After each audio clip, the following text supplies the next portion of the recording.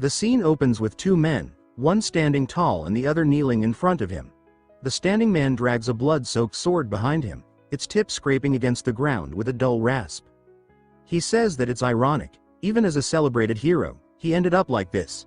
If only he'd stayed home, safe and comfortable, none of this would have happened. The kneeling man is Hayden Reich, known across the continent as the Fallen Star. The man holding the sword is Julian. As Hayden lifts his gaze, he asks Julian how he could betray him like this. Julian responds coldly, saying Hayden should have treated him better when he was loyally supporting him as a hero. Hayden asks if Julian truly intends to kill his own master. Julian responds with a crooked smile, then breaks into laughter. He declares that it won't be difficult at all. He raises his sword and, without hesitation, brings it down.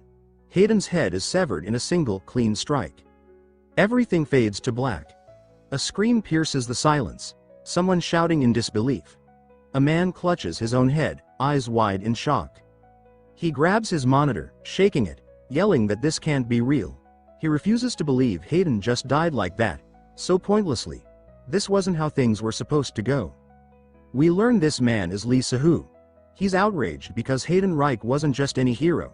He was the hero of the Northern Frontline, the one who stood unshaken in the worst of times, a tactical genius and a noble legend. Most importantly, he was the protagonist of * Kill the Demon King starting now, Sihu's favorite game. How could the protagonist die so suddenly, and at the hands of Julian, a traitor who turned on his own master? Sahu yells that Frommel, the game's developer, has betrayed him. They had promised a sequel, and now they've gone and killed off his boy like this. He complains that he's poured endless time and money into this game. It's revealed that he's rank 1, with a jaw-dropping 100,000 hours logged. Likely in-game, not real time. He rants aloud, asking why no one warned him that grass exists, mocking how absorbed he's been in this virtual world. Other fans comment online, speculating that Julian might be the new protagonist. But many can't understand why, especially with his appearance. They call him Slit Eyes. It doesn't seem meant as a racial slur, more a jab at his cunning expression. Sahu doesn't buy it. He insists Julian is nothing but a backstabbing traitor. He declares he'll cancel his pre-order. Hovering over the button, he hesitates for a moment, then he clicks. Pre-order cancelled. He mutters that he had some good times with Kill the Demon King starting now, but he's done with it, completely. Lying back in bed, he grumbles that the whole thing was a rip-off, a waste. But no other game came close to matching its graphics and massive world. It had helped him cope, especially after he started his first job, which left him jaded. He sits up with a sigh. He says the game was his escape. Then he reaches for his potted plant, cradling it gently. He tells himself it's all he has left. Looking after it always cheers him up a bit. He admits he understands now why old people grow orchids, and he hopes it grows well. As he waters it, a sudden notification pops up. He blinks, confused, and wonders what it could be. It's a message from Frommel. They confirm he's the one who's been playing their game for the last 5 years. He wonders if it's just an automated reply. He responds anyway. The next message comes quickly. They ask if he cancelled his pre-order because he wasn't satisfied with the story's ending. He's caught off guard. The way they worded it, it almost feels like they don't plan on giving him a refund. Another notification appears. It tells him to click the link below. Without thinking too hard about it, he clicks. A burst of light explodes from his screen. His glasses fly off as something starts pulling him toward the monitor. He yells that he needs to shut this down, now. He slams the power button and holds it down. Nothing happens. The force keeps dragging him in until the monitor shuts off by itself. He screams, trying to understand what's happening. He feels like he's falling. But where to? Everything around him is pitch black, until a wasteland materializes in the distance. He crashes straight into it. Groaning, he pushes himself up and looks around, asking aloud where he's ended up. Then it clicks. This is the battlefield. The very place Hayden and Julian last clashed. Suddenly, a massive scorpion charges at him, one claw raised to strike. He recognizes it instantly. It's one of the scorpion demons from the game. On cue, a stat window opens before his eyes. It says he's an exceptional swordsman with remarkable instincts. He stares at it, stunned. Then he turns and bolts, screaming, saying that for now, this is all he can do, run. The scorpion charges without pause, forcing him to keep running. Its claws tear through the ground with terrifying ease, and he realizes with a chill that if one of those hits lands, he's finished. It closes the distance rapidly, and he screams in panic, throwing up his arms, convinced he's about to die. But the impact never comes, not the pain, not the blood. Just a dull thud. He blinks in confusion, wondering aloud why it doesn't hurt. The scorpion moves in for another strike, but he ducks under the attack and clenches his jaw. If pain isn't real here, he figures he might as well fight back. So he launches an uppercut straight into the creature's jaw. It staggers backward. His eyes widen. The hit actually worked. He's stunned, not just by the impact, but by how light his body feels, how responsive, nothing like real life. Then it clicks. A message, one he hadn't seen before, flashes through his mind. Frommel had told him to change the story himself. Character repossession, they called it. As the scorpion screeches and leaps toward him again, he turns his back to run, still trying to process it all. He doesn't understand everything, but one thing is becoming clearer. He's not just playing the game, he's inside it. He glances down, reaching instinctively for the weapon at his waist. His fingers wrap around a familiar hilt, and he spreads his feet, grounding himself. He mutters that he's lucky. He's taken over none other than Hayden Wright, the very character he spent thousands of hours mastering. As he swings the blade, a powerful aura surges from the weapon, cutting through the air like a beam of light. It slams into the scorpion, splitting it nearly in two and obliterating the ground beneath. The monster is dead before it hits the dirt. He stares at the carnage and says that it's insane, but expected. This was Hayden's power. Looking down at his hands, he mutters that maybe, with this strength, he can rewrite the ending. Maybe he can stop Hayden from dying at Julian's hands. Maybe he can fix what he hated. Just then, a notification pings. He's earned a new skill, Crescent Slash. It's labeled as a common move, part of his swordsmanship foundation. But he frowns. This doesn't belong to Hayden's moveset. Something isn't right. A suspicion creeps in. He peels off his hoodie and glances at the blade, trying to catch his reflection. The face that stares back isn't Hayden's. Silver hair. A blank, emotionless expression. Narrow, slitted eyes. The status window confirms it. He's not Hayden. He's Julian Cruppert Plusone. He screams in disbelief, unable to accept the twist. He was supposed to be the hero, not the traitor. The window outlines Julian's traits. Demon King's vessel, exceptional swordsman, immaculate mana control, incredible instincts. All of it fits, but none of it feels right. The scene shifts to a lavish estate. Julian, because that's who he is now, stands in front of a mirror, still processing the nightmare. A week has passed since the possession began, and no matter what he tried, he couldn't escape back to reality. He sighs, drained. One of Julian's traits forces him to speak with formal politeness in every language, so even when he thinks something casually or sarcastically, it comes out refined and respectful. It's jarring, but he admits there are upsides. He starts smiling, saying that Julian isn't bad looking. He now understands why the character was so popular. Something about his proportions. He mutters about having a small head, something Koreans obsess over, apparently. The perspective shifts again. A man trembles nervously, his leg bouncing as he hesitates outside a grand door. He whispers that he doesn't want to go in. Meeting Julian feels like stepping into a grave. Still, he gathers the courage, opens the door, and calls out to Julian. We learn his name is Sir Horn. Julian recognizes him instantly, noting that Horn is a direct blood relative. Horn asks if his body is okay. Julian replies that yes, thanks to Horn's help, he's been fine. Horn breathes a sigh of relief and admits he couldn't believe Julian had fainted. He confesses he might have been too worried and lets out an awkward laugh. The tension between them is thick, both unsure of what the other is really thinking. Julian observes that he expected a servant or minor noble, not Horn himself, to visit. He wonders silently what the man is truly after. Horn tries to read Julian's demeanor. Seeing him so calm despite the situation, Horn considers testing him. He mentions a rumor he heard. Julian asks what kind. Horn says there's talk that Julian lost his memory. The statement takes Julian by surprise. He hadn't heard it before, but now that he thinks about it, the whispers and stares make sense. People had seemed suspicious lately. Horn studies his reaction closely. Julian responds by calling Horn's name in a deep, deliberate tone that sends chills down the man's spine. Then he asks if Horn also believes the rumor. Horan panics. His heart pounds in his chest, and he swears he doesn't. Internally, he realizes his little scheme might have gone too far. But externally, he misreads Julian's intensity as proof that the man knows exactly why he's here, that he's acting under orders from the Noble Elders Association. He has no choice but to drop the act. Clearing his throat, he advises Julian not to take the rumors floating around the maids too seriously. Then he delivers the real reason for his visit. Although Julian is still recovering from his injuries, the Elders Association sent him to deliver a message. We learn that the Elders Association is a powerful group formed by noble families. Bloodline is everything to them, and they don't tolerate any member of a collateral branch, like Julian, trying to rise too high. Despite being from a lesser line, Julian's extraordinary swordsmanship and magical talent have made him a threat, enough of one that the association would rather eliminate him than let him climb higher. And now, with this message, it's clear, Julian needs to tread carefully. Julian asks what the message is, and Horan hesitates, clearly reluctant to say it. Eventually, he explains that Julian has been chosen to participate in the Shut Eyes entrance test, as an instructor. Julian pauses at that.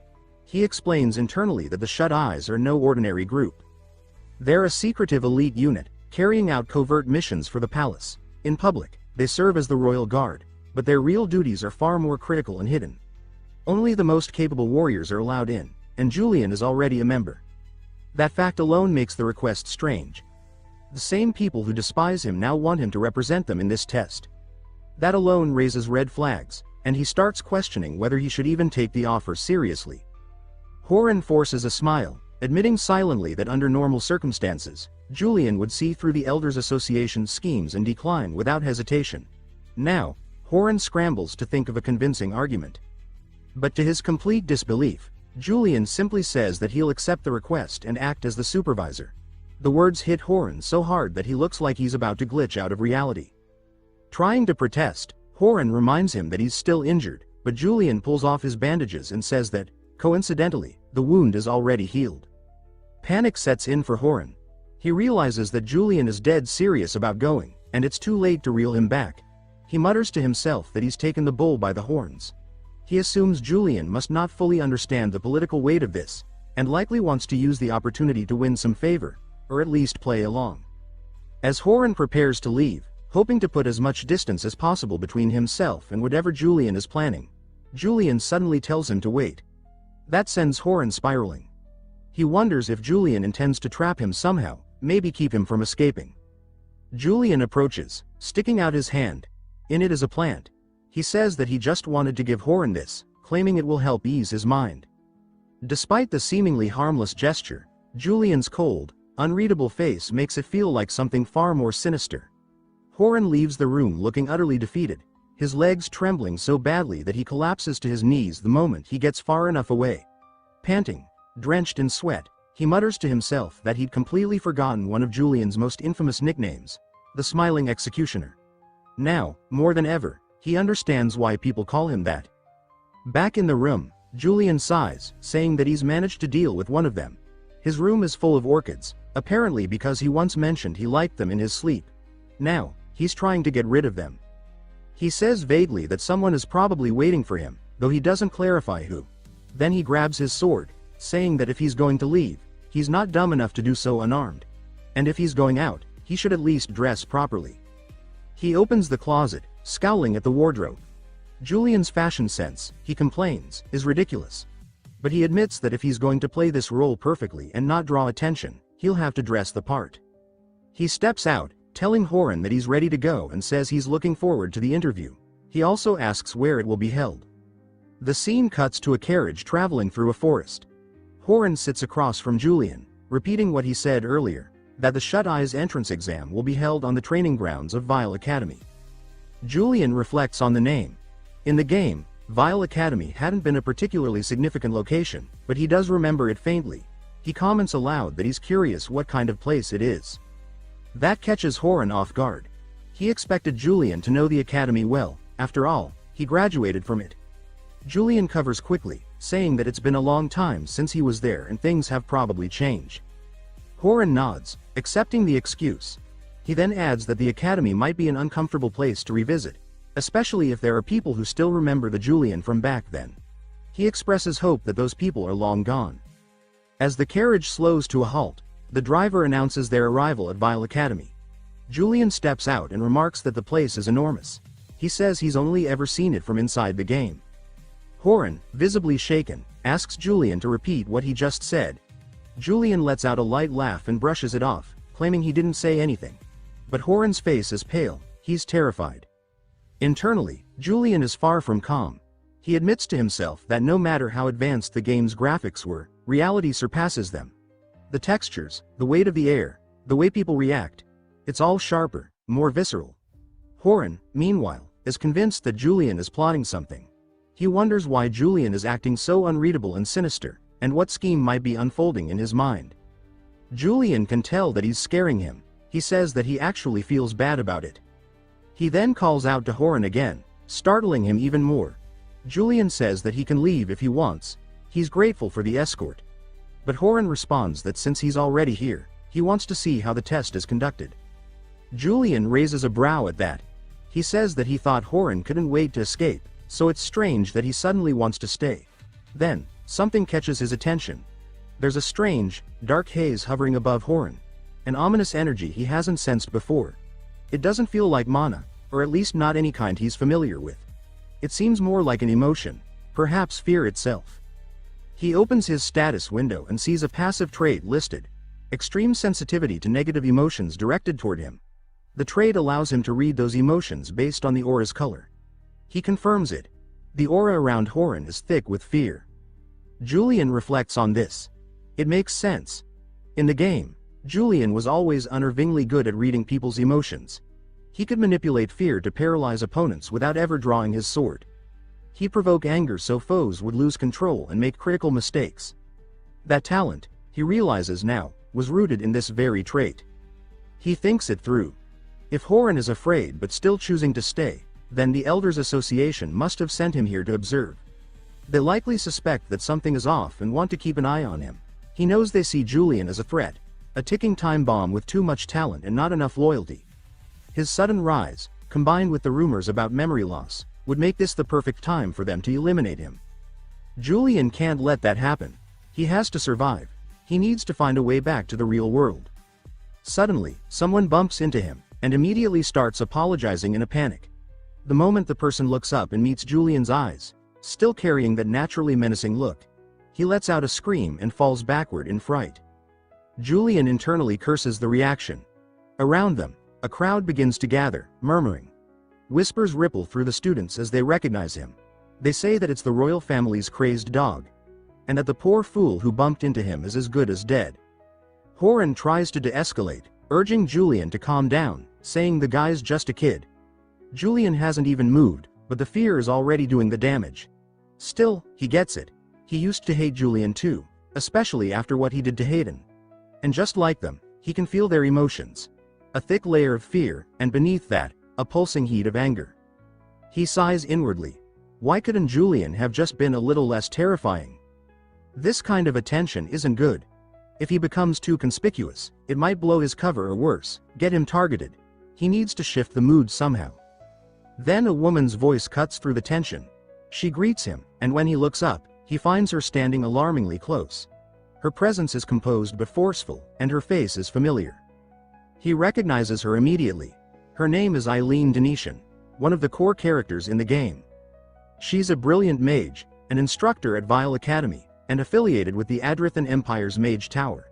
She controls the metal element and has achieved 5th-tier mastery, all by the age of 24.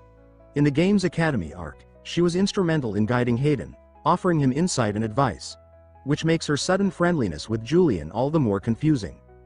Julian rubs the back of his neck. He decides to play along and says to himself that maybe he can use this opportunity to ease the tension. But then, something about her strikes him. Her aura, it's not fear, it's not anger. It's resentment. And that makes him pause. He wonders what Julian could have possibly done to someone like her. Someone powerful, respected, and not easily provoked. It puts him on edge. He knows she could turn him to ash if she wanted to. He needs to tread carefully, not make things worse. So, instead of backing down, he leans into the role. He asks, with a cold sharpness in his voice, who gave a halfling like her permission to speak to him. Her resentment radiates like a storm cloud, thick and bitter, but she remains silent. The air between them grows tense and awkward. Julian, meanwhile, is internally spiraling. He curses himself for what he just said. That wasn't what he meant at all. Not only did it fail to help, it made everything worse. He admits to himself that maybe he went too far. Still, stubborn and locked into the role of the cold villain, he doubles down. He reaches for his sword and sarcastically wonders if being a halfling also means she only hears half of what's said. Then, keeping up the act, he draws his blade and asks if she knows what kind of sound people make when they die. He takes a step forward, laughing to himself. He assumes she's scared now, that he's regained control of the situation, and this intimidation might finally get her to back down. But that illusion shatters the moment she responds by unleashing a wave of mana. Her tone is cold, authoritative, furious. She says that drawing a blade in this setting, even for someone like him, is unacceptable. Attacking faculty and students is not just a personal offense. It's an act of violence against the academy itself. And she vows she won't forgive it. Julian immediately realizes his plan is falling apart. He'd hoped to spook her, not ignite an actual fight. But it's too late. She declares that he'd better prepare himself, she won't go easy. She moves first, dashing forward with precision and clapping her hands together, forming a spell mid-motion.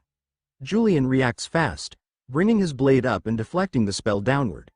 The resulting shockwave cracks the ground. He wonders aloud if they're seriously fighting now, but she doesn't wait for an answer. Furious that he had the audacity to glance away mid-duel, she shouts for the surrounding students to evacuate immediately. They hesitate at first, but her authority wins out. They begin to scatter. Even Horan bolts, shouting that he should have run when Julian gave him the chance. While her focus shifts to the students, Julian laughs again. He tells her she really shouldn't look away during a fight. He charges forward, breaking through her barrier with a swift strike and tells her that turning her back is a dangerous habit. Her face flushes with frustration and embarrassment. She throws her arms out, firing off another spell with raw emotion behind it. Julian ducks and weaves through the bursts of energy, retreating just far enough to reset.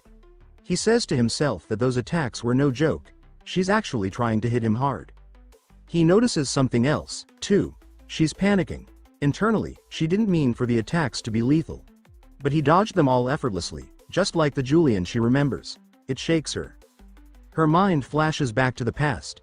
To a time when Julian had been someone else in her eyes. A model noble. The ideal. She remembers seeing him back then, surrounded by other students, laughing and shining with charisma.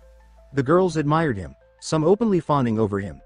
Even Eileen, just a freshman at the time, had been swept up in it. His looks, his manner, his confidence, it had all seemed so effortlessly perfect. She had stared from the hallway, gripping her book tightly. In Julian, she saw a symbol of hope, proof that even those from collateral bloodlines like her could be seen, could matter. She truly believed that someone like him could change the social order. And at some point, she confused that admiration with something else. She once handed him a love letter. Her hands shook as she did it. He rejected her, and now, years later, that awkward memory still haunts her, like a private cringe reel looping in her head. Now, with her emotions spiraling, she gathers a powerful burst of mana and hurls it directly at him. He sidesteps at the last second. The spell smashes into the ground where he was standing. He winces, admitting that if he'd been a second slower, it would have been bad. He glances at her face, puzzled. Her cheeks are bright red. He wonders if she's truly that angry, or if there's something else behind it. But for her, it's simple. If she can just land one solid hit, maybe she can finally let go of the frustration and humiliation she's been holding for years. Julian realizes it's time to wrap this up. The longer this goes, the more attention they'll draw. With a flash of movement, he closes the distance behind her in an instant. Before she can react, he taps the back of her head with the hilt of his sword, just enough to let her know the fight's over. He says that they should stop messing around. Eileen's face is still red when she demands to know what Julian thinks he's doing.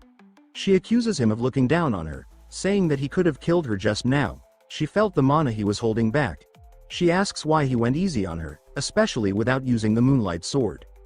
Julian grins and asks if she really wants to know. He begins to laugh, and Eileen's mind takes it the wrong way. She blushes even deeper, thinking maybe, just maybe, he's finally acknowledging her feelings after all this time. But then Julian speaks again. He says that since it's Horan's first time here, He doesn't know the way to the training grounds. And since everyone else is clearly too afraid to guide him, she should take the lead. He calls her a halfling again, casually dismissing her emotions. Eileen's hopes crumble instantly. She realizes her thoughts were pure delusion, and she's stunned that the reason he held back was something so petty. Julian, meanwhile, starts walking ahead, still thinking aloud. He says that the moonlight sword isn't just a weapon. It's a symbol of Julian's power and identity. He explains to himself that normally, when aura is channeled into a sword, it becomes visible, glowing and burning. But the moonlight sword is different. The blade itself turns an eerie bluish hue, like it's soaked in the light of a full moon. It's a weapon he's known for, one he's used countless times to slay demons. People named it out of fear, reverence, and legend. And now, Julian, no, the man trapped in his body, knows there's no way he could replicate that power. Because he isn't truly Julian. Not really. If Eileen starts to suspect something, things could spiral quickly. He tells himself he has to be careful, she can't figure it out. He steals his expression, trying to look cold and confident, but to Horan and Eileen, it just looks like he's scheming something dangerous. He asks if there's a problem, and they both stiffen immediately, shaking their heads and saying it's nothing. Eileen silently resumes leading them, keeping her distance until they finally arrive at the training grounds of Vile Academy. Julian pushes open the doors, stepping inside with an air of authority. He greets the room, saying he hopes everyone's doing well and apologizes for being late, blaming Eileen for the delay. Her jaw tightens, but she swallows her annoyance and stays quiet. He then introduces himself formally and announces that he'll be conducting the Shut Eyes entrance exam today. He adds that surely everyone here has heard of him. While Julian speaks, Horan scans the group, eyes flicking through the faces until he spots the one he's looking for. He mutters that he knew it. The second son of the Torso family is here. The Torso and Cruppert families have shared a long-standing friendship, making this presence significant. Joining the Shut Eyes is considered one of the greatest honors, an elite organization directly under the Imperial family. But because of that prestige, the exam is brutal. It's a direct battle between the applicant and the instructor. If Julian defeats the second son in front of everyone, he knows the Elder Association will jump on it, framing it as dishonor and using it to bring him down. Julian says that it seems everyone is here to join the Shut Eyes. The students reply with a firm yes, sir. He pauses, then begins laughing. He mocks them, saying all he sees is a crowd of sheltered children. Their swords look more like ornaments than weapons. He warns them that the Shut Eyes is the bloodiest, most unforgiving place in the Empire. As their senior, he says he'll give them a taste of what that's really like. He announces that the exam will now begin. Gripping the hilt of his blade, he says the only requirement to pass is simple: they must kill him. Instant panic spreads among the students. Julian immediately cringes at his own words. He can't believe what just came out of his mouth. Only now does he realize that the entrance exam is a literal duel. Horan had warned him not to go easy on them, but this is a disaster. He only survived Eileen's attack by dodging. In a real duel, under scrutiny, his lack of actual skill might be exposed. He thinks quickly. If he doesn't use the moonlight sword, people might assume it never existed. Or worse, they'll start believing he's truly lost his memories. Either way, suspicion will grow. The pressure from the students builds. The weight of Eileen's watchful eyes adds to it. If he acts out of character, she might attack again, and this time, he won't be able to fake his way out. He decides that his only option is to intimidate, to go full villain. He shouts, demanding to know why no one is moving. He declares that the exam ends when he dies, or when there are no more applicants left. His voice echoes through the training grounds. The students stare at him in silence, paralyzed by fear. Then, finally, one of them raises a trembling hand and says that he forfeits. One by one, the students start backing away, eyes wide with fear. Some mutter that they didn't sign up for this, that they're not ready to die, that they don't want to be here anymore.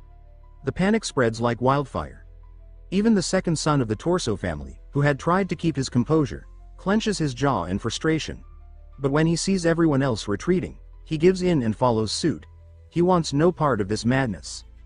Horan stands frozen, disbelief etched across his face. He says there's no way this is happening, but the truth is undeniable. Every single applicant has forfeited. Julian starts to laugh, covering his mouth with a gloved hand as if trying to hold it in. He strides past Eileen and Horan with a smug calm, saying that with no applicants left, the exam is officially over. Inside, He's celebrating like he just beat the final boss. He says that he actually pulled it off. His ruthlessness paid off, just like he hoped. But he shifts his attention to Eileen, curious about her reaction. Did fear finally eclipse her resentment? Yet when he glances at her, he's caught off guard. There's no negative aura. No fear, no hatred, nothing. Just a calm, unreadable expression. He narrows his eyes, wondering if something's wrong with his ability. Is it possible for his emotion-sensing trait to just shut off? Did it break? But then she speaks. She says what he just did reminded her of the past, of the old Julian, the one who avoided unnecessary bloodshed by intimidating his enemies instead of fighting them. Julian is completely lost. His trait only shows negative emotions, but whatever she's feeling now isn't showing up at all. He's left guessing. Later, back at the Shut Eye's base, Horan calls out to him and steps in front to get his attention. He says that Julian did good work today. Julian, though, has something else on his mind. He places both hands on Horan's shoulders and stares at him. Instantly, Horan's knees nearly give out. Fear overtakes him like a wave crashing down. He stammers, asking what's wrong. Julian brushes it off, saying that it's nothing, that Horan was the one who worked hard today. In truth, he was just confirming if his ability still worked, and Horan's reaction gave him his answer. Then another voice bursts in, loud and enthusiastic. Someone yells Julian's name with admiration, saying that his performance at the exam was incredible. Julian turns and asks who the hell he is. The man introduces himself as Lazarus. He says it's an honor to meet Julian and explains that he handles administrative duties at the academy. Then, without taking a breath, he says that the rumors about Julian's memory loss must be false. How else could he have wrapped up the exam without even drawing his sword? Julian is stunned by how much this guy can talk. Lazarus continues, saying that even though the second son of the Torso family was among the applicants, Julian still didn't go easy. He says it was impressive and totally expected of him. Horan cuts in, surprised and sharp, asking if Lazarus is implying that the second son of the Torso family failed the entrance exam. Lazarus quickly backpedals, saying that's not what he meant, but the damage is done. Horan scowls, furious. He accuses Lazarus of arrogance, saying someone still in training shouldn't speak so carelessly, especially given the long-standing relationship between the Torso and Capped families. Julian intervenes, saying that Horan is misunderstanding something, or maybe it's the Torso family that's confused. He states that the Shut Eyes don't even accept nobles. As a group directly under the imperial family, they only recruit commoners or fallen nobles. Prestige and lineage mean nothing here. Horan protests, pointing out that he's a noble too. Julian corrects him, reminding him that he's from a collateral line. A halfling of the Capped family, not a legitimate heir. That makes him a loyal hound of the Empire, not a Capped, not truly. Julian explains further, if the Torso family's son took the exam, knowing full well he wouldn't pass the second screening, then either the family was trying to teach him a lesson through failure, or something else was going on entirely. Maybe this whole exam was a setup from the beginning. Horan starts to tremble. He asks in a low voice if that means Julian knew all along. That he let himself be dragged into this trap even though he was aware of what was happening. That he still brought them along. Julian says that there's no way that's true. Maybe it was just a simple misunderstanding. But the way Horan won't even look at him now tells another story. Julian watches him carefully and says that if it wasn't a misunderstanding, then it would be quite unfortunate for Horan. A short while later, he returns to his estate. The maids greet him at the entrance, bowing politely and welcoming him home. As he walks past them, one asks if he'll be having dinner tonight. He replies that he won't, and adds a firm reminder not to let anyone into his office under any circumstances. They nod, obedient as ever. The moment he steps into the quiet of his office, he sets his sword down on the table and lets out a long, exhausted sigh. He mutters that judging by Horan's reaction earlier, the Elders Association definitely had something planned. It was a setup. He got through the day without being exposed, but luck like that can't last forever. Eventually, they might see through him. And if they do, there's no doubt he'll be thrown out of the Capped family. His eyes drift to the sword lying on the desk. The fact that he couldn't summon the Moonlight Sword during the exam still eats at him. That blade wasn't just a weapon. It was a symbol of Julian's terrifying dominance. If he could wield that power, he could stop pretending and actually overwhelm anyone who tried to oppose him. The thought makes him clench the handle. He decides to try. If there's even the slightest chance he can tap into the Moonlight Sword, He has to take it. Now, while he still has time. Drawing the blade again, he begins to study it. He focuses, waiting for something, anything, to activate. But the aura fades almost immediately. All that's left is his reflection in the steel. He says to himself that it's just as he expected. No aura, no magic, nothing. He reminds himself that Julian's trait, exceptional swordsman, gives him perfect mastery over swordplay. It's written in the stat window that he can wield any type of sword as if he was born with it. But even with that, it's not enough to awaken the Moonlight Sword. In the Empire, there are countless warriors as skilled as the original Julian in terms of raw technique. Dozens, maybe hundreds of named characters with legendary reputations. What set Julian apart wasn't just his swordsmanship, it was his mastery over aura and mana. The way he used it, the way it flowed through his strikes, was on another level. That kind of control comes at a price. One mistake while channeling mana could rupture internal organs. He knows that. But still, he has no choice. If he wants to survive and prove his worth, he has to push forward. He recalls how mana functioned in the game. And if this world mirrors that system, then he already knows the method, because he's done it in-game for thousands of hours. He closes his eyes and starts to focus, pulling the mana stored in his heart and sending it toward his meridian pathways.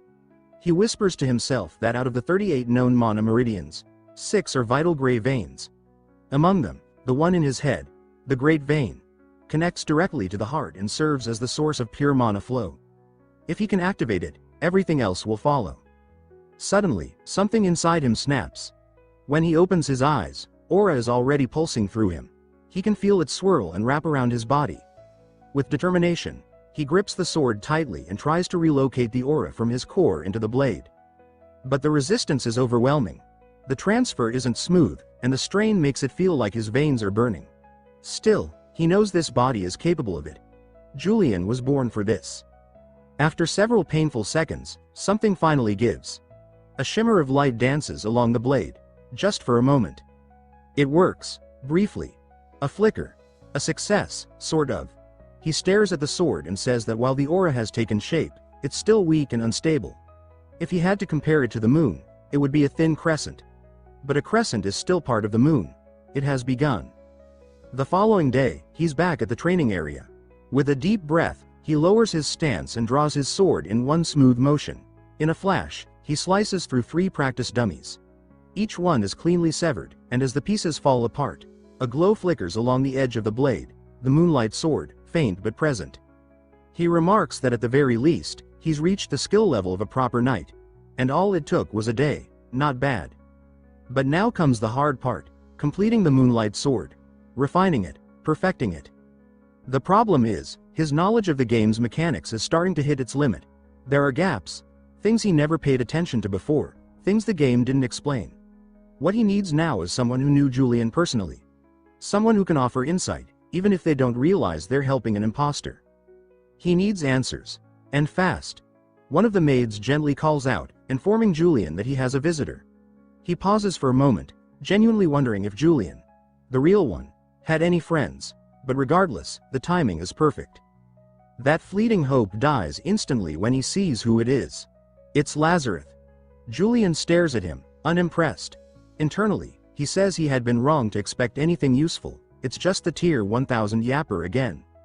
Lazarus beams, clearly not reading the room, and expresses surprise that Julian remembers his name. He asks if it's because of how talkative he was yesterday. Julian shoots him a flat look and says he wouldn't forget someone who talks that much even if he tried. He genuinely can't tell whether Lazarus is fearless, or just hopelessly stupid. He asks him bluntly why he's here. Lazarus explains that it's a simple matter. He received an order from the commander himself to confirm the results of the Shut-Eyes entrance exam that was held at the academy. Julian furrows his brow. He could have sworn Lazarus was there and saw the outcome firsthand. Lazarus cheerfully clarifies that even so, official procedure requires the results to be formally delivered by the examiner. It's protocol. Julian remarks that it sounds like busywork, just another layer of bureaucratic nonsense. Still, he gives his response. 0 applicants passed. Lazarus nods, saying he'll report it to the commander right away, but as he turns to leave, Julian freezes. Something clicks in his mind. He tells Lazarus to wait. He asks to confirm. Lazarus is heading directly to the commander? Lazarus says yes, That's correct. Julian then says he'll go himself. Lazarus blinks in confusion and asks if he's serious. Julian replies that he is, and offers to ride with him in the carriage. Lazarus's cheerful energy falters, and he starts showing signs of unease. He asks timidly if this has anything to do with yesterday, clearly worried he's in trouble. Julian smirks and says no, he's just being considerate. After all, Lazarus might feel uncomfortable traveling back alone. Then he mutters internally that maybe he really should have lived a kinder life. But now that he has the excuse, he plans to go straight to the commander himself. The man knew Julian well. He's hoping to gain some insight, something only someone close to the real Julian would know. And if he plays this right, he might also be able to ensure the Capped family never gets a chance to interfere with Shut Eye's matters again. The scene cuts. At Shut Eye's headquarters, a man bursts into the commander's office without knocking, clearly alarmed. The commander, raising an eyebrow, calmly asks what the emergency is. The man says that someone has shown up in person. The commander's tone sharpens, asking who it is. The man swallows hard and replies, "It's Julian Capped himself." The commander slowly pushes his chair back from the desk, clearly unsettled. He repeats the name, asking if he's certain. Meanwhile, far from the tension inside the base, Julian finds himself staring in awe at a breathtaking structure. The Audritan Imperial Palace. He can barely believe it's real, no longer pixels and pre-rendered graphics, but stone, gold, and power. He whispers to himself that he's finally seeing it with his own eyes. This story, we are told, takes place on the Rosinda continent, a land ruled by 3 dominant nations. Of them, the Audritan Empire stands at the pinnacle. It rose to power after the fall of the demon king Barbados. In the chaos that followed his sealing, the monarchy unified fractured territories and forged them into a superpower. The greatest symbol of that rise is this palace, an imperial stronghold that commands reverence from the entire continent. And now, Julian stands before it, not as a player, but as someone living within it. Julian stood before the grand imperial palace, awestruck. His heart swelled, and tears welled in his eyes. He had dreamed of seeing this place for years, but now he was truly here, in the flesh. Despite the overwhelming emotion, his face betrayed nothing. His expression remained cold and composed, the perfect Julian poker face. Behind him, Lazarus watched with growing unease. He noticed the faint smile tugging at Julian's lips and felt his stomach twist. He thought to himself that Julian's smile wasn't warm or comforting, it was terrifying. It didn't match the moment at all. Why was he smiling like that? As Lazarus walked a step behind, thoughts flooded his head. This wasn't like Julian. Normally, he would never show up personally. He always sent a servant to handle reports. And now here he was, walking beside a low-ranking apprentice like himself, reporting directly to the commander of the Shut Eyes. Whispers spread the moment Julian stepped through the gates. People turned their heads, voices hushed but urgent. They asked what was going on. Why had Julian appeared in person? One man leaned in close to another and murmured that Julian didn't look injured at all. So was the memory loss just a rumor? Meanwhile, Julian continued walking with that unnerving grin still playing on his face, every step measured. Lazarus followed behind, his legs shaky. He thought to himself that this was an incredible honor, unimaginable even, but it was also the kind of honor that might knock him out cold. As they moved through the palace grounds, Julian remarked aloud that the view was as beautiful as ever. He seemed genuinely impressed by the scenery. Lazarus, blinking in disbelief, nodded and agreed hesitantly, still unsure what kind of mood Julian was actually in. Julian then mentioned that the commander should be near the second gate. He explained that this gate, the Jongchona gate, was the first one, open to all. Lazarus stared at him, confused. He thought to himself that everyone already knew that. Why was Julian explaining something so basic? A dreadful thought crossed Lazarus' mind. Was this a test? His eyes darted around in panic. He clenched his jaw, telling himself that if this really was a test, and if he failed to guide Julian properly, then he might be dismissed, or worse, labeled unqualified. That possibility terrified him. He imagined himself back in training again, humiliated. He placed a trembling hand on his head, already feeling the weight of failure. Julian, still admiring the palace, commented that it seemed even larger than it looked in the game. He had trouble figuring out where the Shut Eyes headquarters was located within all this grandeur. Noticing Lazarus acting strange, twisting his face and moving awkwardly, Julian asked if something was wrong. He wondered aloud if Lazarus was sick. Lazarus jolted and quickly denied it. insisting in a stammer that good health was the most important trait for any member of the Shut Eyes. Eventually, they arrived in front of a tall, elegant building, the headquarters of the Shut Eyes. Its architecture was flawless, a fusion of strength and refinement. Julian paused before the entrance and said that they had finally arrived. Lazarus immediately turned to him with hopeful eyes and asked if he had passed. Julian blinked, confused, and asked what he meant. Lazarus hesitated, his voice barely a whisper, wondering if this entire thing had been a secret test. Julian frowned, visibly irritated, and said that it was not a test, not even close. He asked why on earth he would be testing Lazarus. But Lazarus didn't seem to care about the answer. A wave of relief washed over his face, and he smiled wide, declaring that he was now officially a full member of the Shut Eyes. Julian watched him, perplexed. He muttered under his breath, wondering why Lazarus always said such bizarre things. But Lazarus offered no explanation. Instead, he simply bowed again and again, repeating his thanks before cheerfully excusing himself. As Lazarus walked away, actually singing to himself, Julian watched, stunned. He thought to himself that Lazarus was an odd one, to say the least. Then again, he wasn't exactly in a position to judge anyone's sanity. After all, he was still pretending to be Julian Cruppert. A soldier stepped out from the front of the Shut Eyes headquarters and addressed Julian with a sharp salute. He announced that Commander Odwin had given permission. Julian could enter. Julian thought to himself that it was finally time to meet Commander Odwin Balladeer, his superior, and the only heir of the once mighty Balladeer family. The Shut Eyes, a group loyal only to the imperial family, had been unified and shaped solely by Odwin's skill and leadership. No one else could have done it. As he followed the soldier down the hall, Julian's thoughts churned. He admitted to himself that he felt nervous. When they reached the command room, Julian took a deep breath, steadied himself, and announced his entrance. From inside, a voice, calm but authoritative, told him to come in. The door opened, and there she was.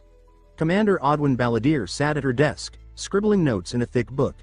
She looked up at him without any expression of surprise and greeted him, noting that it had been a long time since they last saw each other. She said she'd heard he was injured, and asked if he was fully recovered.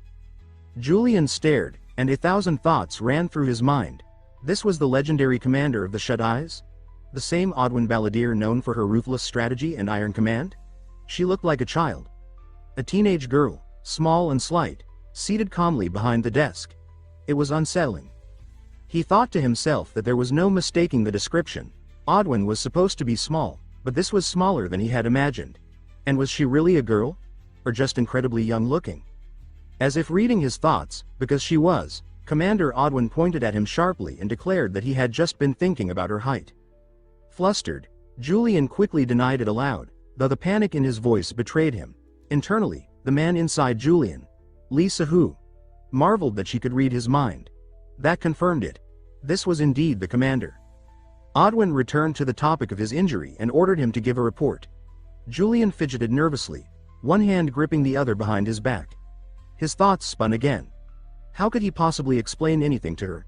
She wasn't ordinary. She wasn't someone he could bluff or charm. Sweat formed on his brow. He worried that if he said something wrong, she might begin to suspect him, and behind him, the guards subtly placed their hands on their swords, ready to act. Even Julian, a man known for his cold demeanor and formidable presence, respected this commander. She was not someone to underestimate.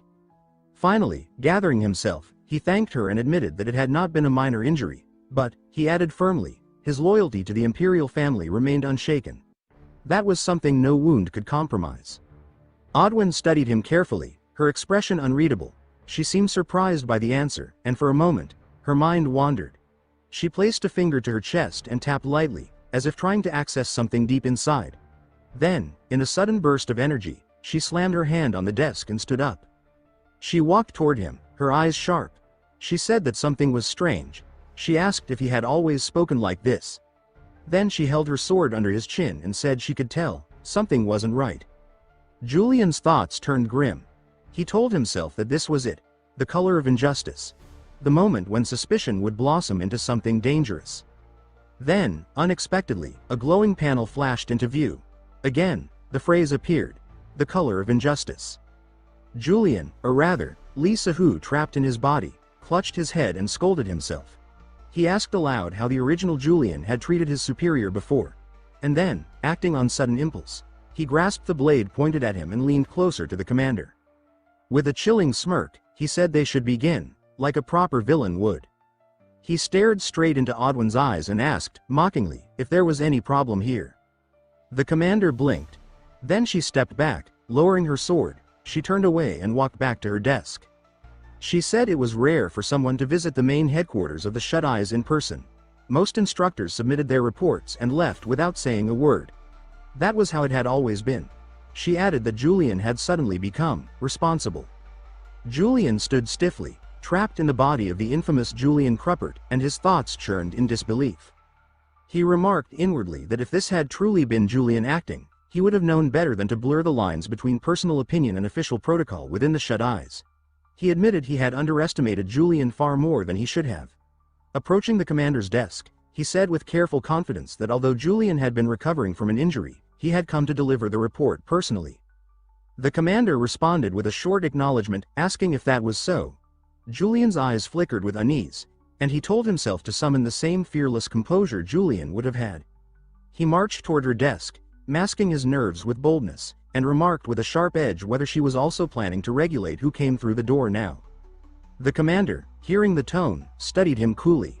She thought that he was already showing signs of rebellion the moment he returned. How typical. She then mentioned that she'd heard he had been in poor condition due to the injury, but now he appeared just fine. Julian, swallowing irritation, admitted silently that her words were true, but hearing them still stung. He noted that anyone who could speak so openly to Julian's face without flinching wasn't ordinary. There was something unique about Odwin. The commander, now seated again, requested the report. Julian handed it over without hesitation. As she flipped through the pages, she asked if anyone of note had emerged from the recent recruitment test. Julian responded without emotion. No. She sighed, saying that she had expected as much. After all, Julian had trained under the sword Saint Hayden Reich. Ordinary talent meant nothing to him. Still, she asked if there had been even one candidate worthy enough to consider as an apprentice. Julian gave the same answer. No, this time. The commander looked up from the report, surprised. She repeated his words with disbelief, asking if he truly hadn't selected anyone. Julian, with an expression of feigned innocence, confirmed it again. That triggered her fury.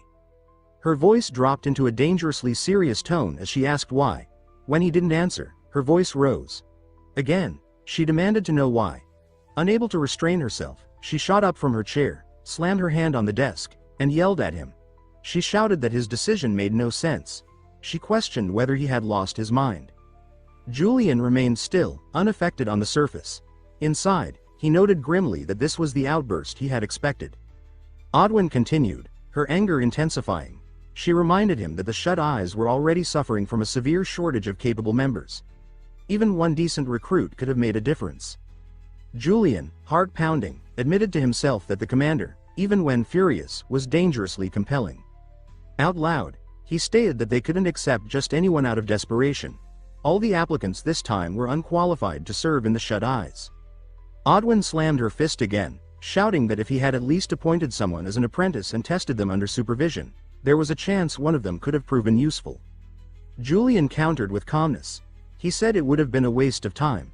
None had even met the standards of an apprentice. Inside, though, he admitted he had simply avoided that fight altogether. That only pushed her over the edge. She snapped that it was all nonsense and screamed at him to get out, immediately.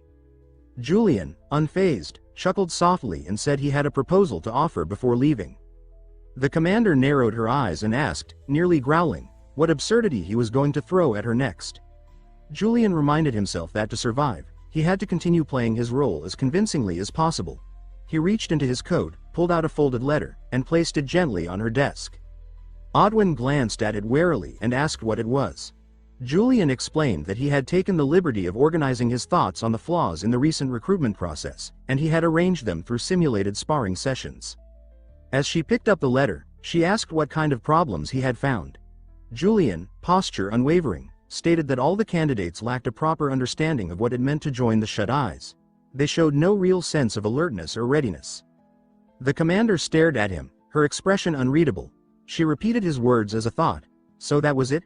Then she mused silently that this couldn't be an ordinary proposal. It was too focused, too pointed.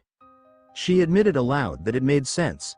Applicants should understand the nature of the organization they were attempting to join, before they even attempted to pass the test. Then her gaze dropped to the letter again. She began reading. And her eyes widened. The commander's eyes scanned the letter Julian had handed her. The document was brief, but its contents were explosive. It clearly stated that any individual participating in the recruitment test would do so at their own risk. Should injury or death occur during the process, the Shut Eyes organization would bear no responsibility. She snapped her head up, her tone rising with sharp disbelief. She exclaimed that it sounded like Julian intended to make this more than just a recruitment test. She demanded to know if what he truly meant was to conduct the test with lethal intent. Was she understanding this correctly? Julian responded not with words, but laughter. Cold, measured laughter that echoed across the room. He offered no answer. The commander narrowed her eyes, then pointed back at the letter, her thoughts racing. No answer, so that was confirmation enough. He wasn't denying it. She found the whole thing strange. Julian was second in command of the Shut Eyes, a rank just beneath her own. Yet never before had he interfered with the organization's internal policies. Never before had he challenged procedures so directly. She muttered a quiet affirmation to herself. Yes, that was exactly what it looked like. Then she leaned forward, resting her head in her hand, and asked if he had really declined to select a candidate in the recent test because he feared he might be held accountable if any of them were injured. Her voice carried a tone that danced between annoyance and disbelief. Julian grinned and admitted, with that same infuriating nonchalance, that it was partly due to that concern, and partly because those who managed to pass such a flawed test would have been utterly useless anyway. The commander fell silent. She couldn't find a retort. Julian pressed on. He added that it would be a disgrace to tarnish the name of the Shut Eyes with mediocrity. After all, weren't they an extension of the imperial family itself? The moment the royal family was mentioned, the commander snapped. She cut him off immediately, saying she understood. She repeated it twice, as if trying to shut down the conversation before it spiraled further. With a groan of frustration, she said that whenever the topic of the imperial family came up, Julian always had more to say. Then, regaining her composure, she declared that she would submit the proposal to the council. Though, she added, she couldn't guarantee it would be approved. Julian bowed slightly, placing a hand over his chest in a gesture of formality. He thanked her and announced that he would take his leave. As he turned to go, the commander called out abruptly and told him to wait. She said she'd heard a letter had arrived from the royal secretariat, addressed to his office. She told him to go and check on it. Julian paused, then glanced back with a smile and acknowledged her words. Without another word, he left the room. The commander watched him go, her gaze following him until he was out of sight. Then she looked down at the letter once more. The words echoed in her mind. The Shut Eyes will not be held responsible for any accidents. She leaned back in her chair, lost in thought. If someone were to die during the test, she realized, they would be protected under royal decree. It would be legal. Sanitized. And still, the nature of the Shut Eyes wouldn't change. Since its inception, only fallen nobles and politically unaffiliated commoners had been allowed to apply. People without power were easier to silence. So far, that policy had worked without issue. But now, her thoughts returned to Julian. If he knew all of this, and clearly, he did. What was the real aim of this proposal? She concluded that Julian must have realized the test had been tampered with, that the Elder Council and the Torso family had manipulated the process. This was his retaliation. He had understood their schemes. And now, if he were to oversee another test, he wouldn't let things end as they had before. This was the message he was sending. He intended to shock the Elder Council with the same ruthless methods they'd used on him. She stood abruptly and called out, asking if anyone was outside. A soldier stepped in and saluted, saying he was present. The commander handed him Julian's letter and instructed him to deliver it to the council. The soldier accepted the document, nodded firmly, and said he understood. Then he turned and left. The room fell into silence again. Alone, the commander sat back and exhaled slowly. Her thoughts drifted. She reflected on how much Julian had changed since that major injury. Once known as the Empire's loyal hound, he had always followed the Imperial command without question. That was why people called him the royal dog, obedient, emotionless, and reliable. But now? She felt a weight press against her chest as the thought took shape. Now, he seemed different. As if the chains had broken. As if the beast had begun to act on his own will, building an identity outside of the leash that once held him. She frowned and muttered to herself that this was going to be a problem. A serious one. She would have to keep an eye on him, carefully, constantly. The scene cuts to Julian, who states that he actually made it all the way to his office in the Shut Eyes headquarters. He reflects that private offices are rarely assigned in the Shut Eyes. There's usually no need, as agents are expected to remain mobile. If the organization went out of its way to give him a private room, he wonders aloud just how absurdly extravagant it must be. When he opens the door, his eyes land on a jarring combination of lavish dresses and unsettling decorations. He remarks that there's an overwhelming number of luxury items that have absolutely nothing to do with work, and that this place is even worse than his own house, which, he admits, is saying something. He concludes that he must be dealing with someone truly unhinged. Everything looks expensive, but in the ugliest way possible. He acknowledges that he can't bring himself to like the room's original occupant. The person clearly has atrocious taste. As he steps further inside, his foot lands on something unexpected, prompting him to say that the guy must be a hoarder. A knock interrupts his judgment. He tells the visitor to enter, and the door opens to reveal none other than Lazarus. The young man announces that he has come to deliver a letter from the imperial family and extends it toward Julian. Julian mutters that this must be the letter the captain had mentioned earlier. Just as Lazarus turns to leave, Julian tells him to wait. He says the timing is perfect. He needs the sculptures loaded onto the carriage he arrived in. They shouldn't be heavy. Lazarus's expression shifts into panic. He asks if Julian really means all of them. He says that he can't believe he's been handed another task and comments that at this rate, he probably won't remain a trainee for long. Then he assures Julian that he'll begin moving them right away. Julian watches him and wonders aloud why he's making such a weird face. As Lazarus lifts one of the treasure chests, he stumbles into a creepy doll statue. He falls flat on his face but manages to protect the chest in his arms. Julian looks on in disbelief, saying that the kid really is a handful. Without missing a beat, Lazarus springs up, unsheathes a sword, and presses it against his own throat. He apologizes profusely, saying he can't believe he messed up in front of Julian. Julian quickly tells him there's no need for that. Thinking the trainee is too tightly wound, he tries to lighten the mood with a joke. He says that if Lazarus died here, the real hassle would be cleaning up the mess. He tells him to keep moving the stuff. Lazarus doesn't laugh, he simply replies with a grim, "Okay." Julian remarks that Lazarus is probably terrified because of the body he's currently in. He says it's understandable and turns his attention to the letter. The Imperial seal matches the one from the game, and it's addressed directly to Sir Julian, naming both his family and the Shut Eyes. He skims through it quickly, thankful he can actually read the language, and summarizes that it says if he's recovered, he's expected to return to duty. He mutters that they're clearly trying to work him to death, though they've sugar-coated it well. Still, he's not about to complain. He thinks gaining real-world experience is crucial now, especially since he still hasn't found any clues about the Moonlight Sword. The letter assigns him to a mission: the restoration of a resonant stone. He begins to explain what those are. He says that in the game, the world is plagued by demons, entities born from the remnants of the demon god Barbados. After Barbados died, his lingering essence either infected living beings or turned into physical monstrosities. These beings became known as demons and started attacking humanity. To combat them, people use resonant stones, powerful artifacts passed down from the Age of Mages. Julian marvels at the idea that anyone could forge stones using mana. Since he's not a mage himself, he assumes the mission will involve guarding the one who is. He doesn't see a good reason to refuse, even if fighting demons always carries risk. If he pulls it off, it might finally shut down the rumors and suspicion surrounding him. He wonders aloud who the mage in charge will be. Handling resonant stones requires serious magical skill, so he just hopes it's someone competent. The perspective shifts to Eileen, who's stretching inside the Imperial Palace. She complains that she's still being forced to write reports even after earning the title of professor. She grumbles that constantly proving oneself seems to be the mage's eternal burden. Still, she feels the Imperial family is asking too much. Someone taps her shoulder.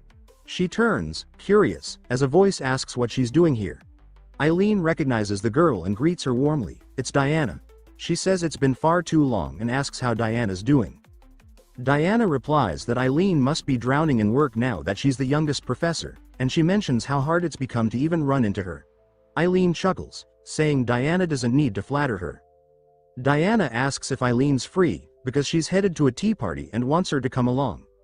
Eileen politely declines, explaining that she has to work on her thesis. Diana remarks that she's as diligent as ever, and the scene reminds her of their student days. She adds that nothing about Eileen seems to have changed. Noticing something seems off, Diana begins to comment on Eileen's expression, but then something behind her catches her eye. She points it out, saying she recognizes it as Julian's carriage. Eileen turns and confirms it.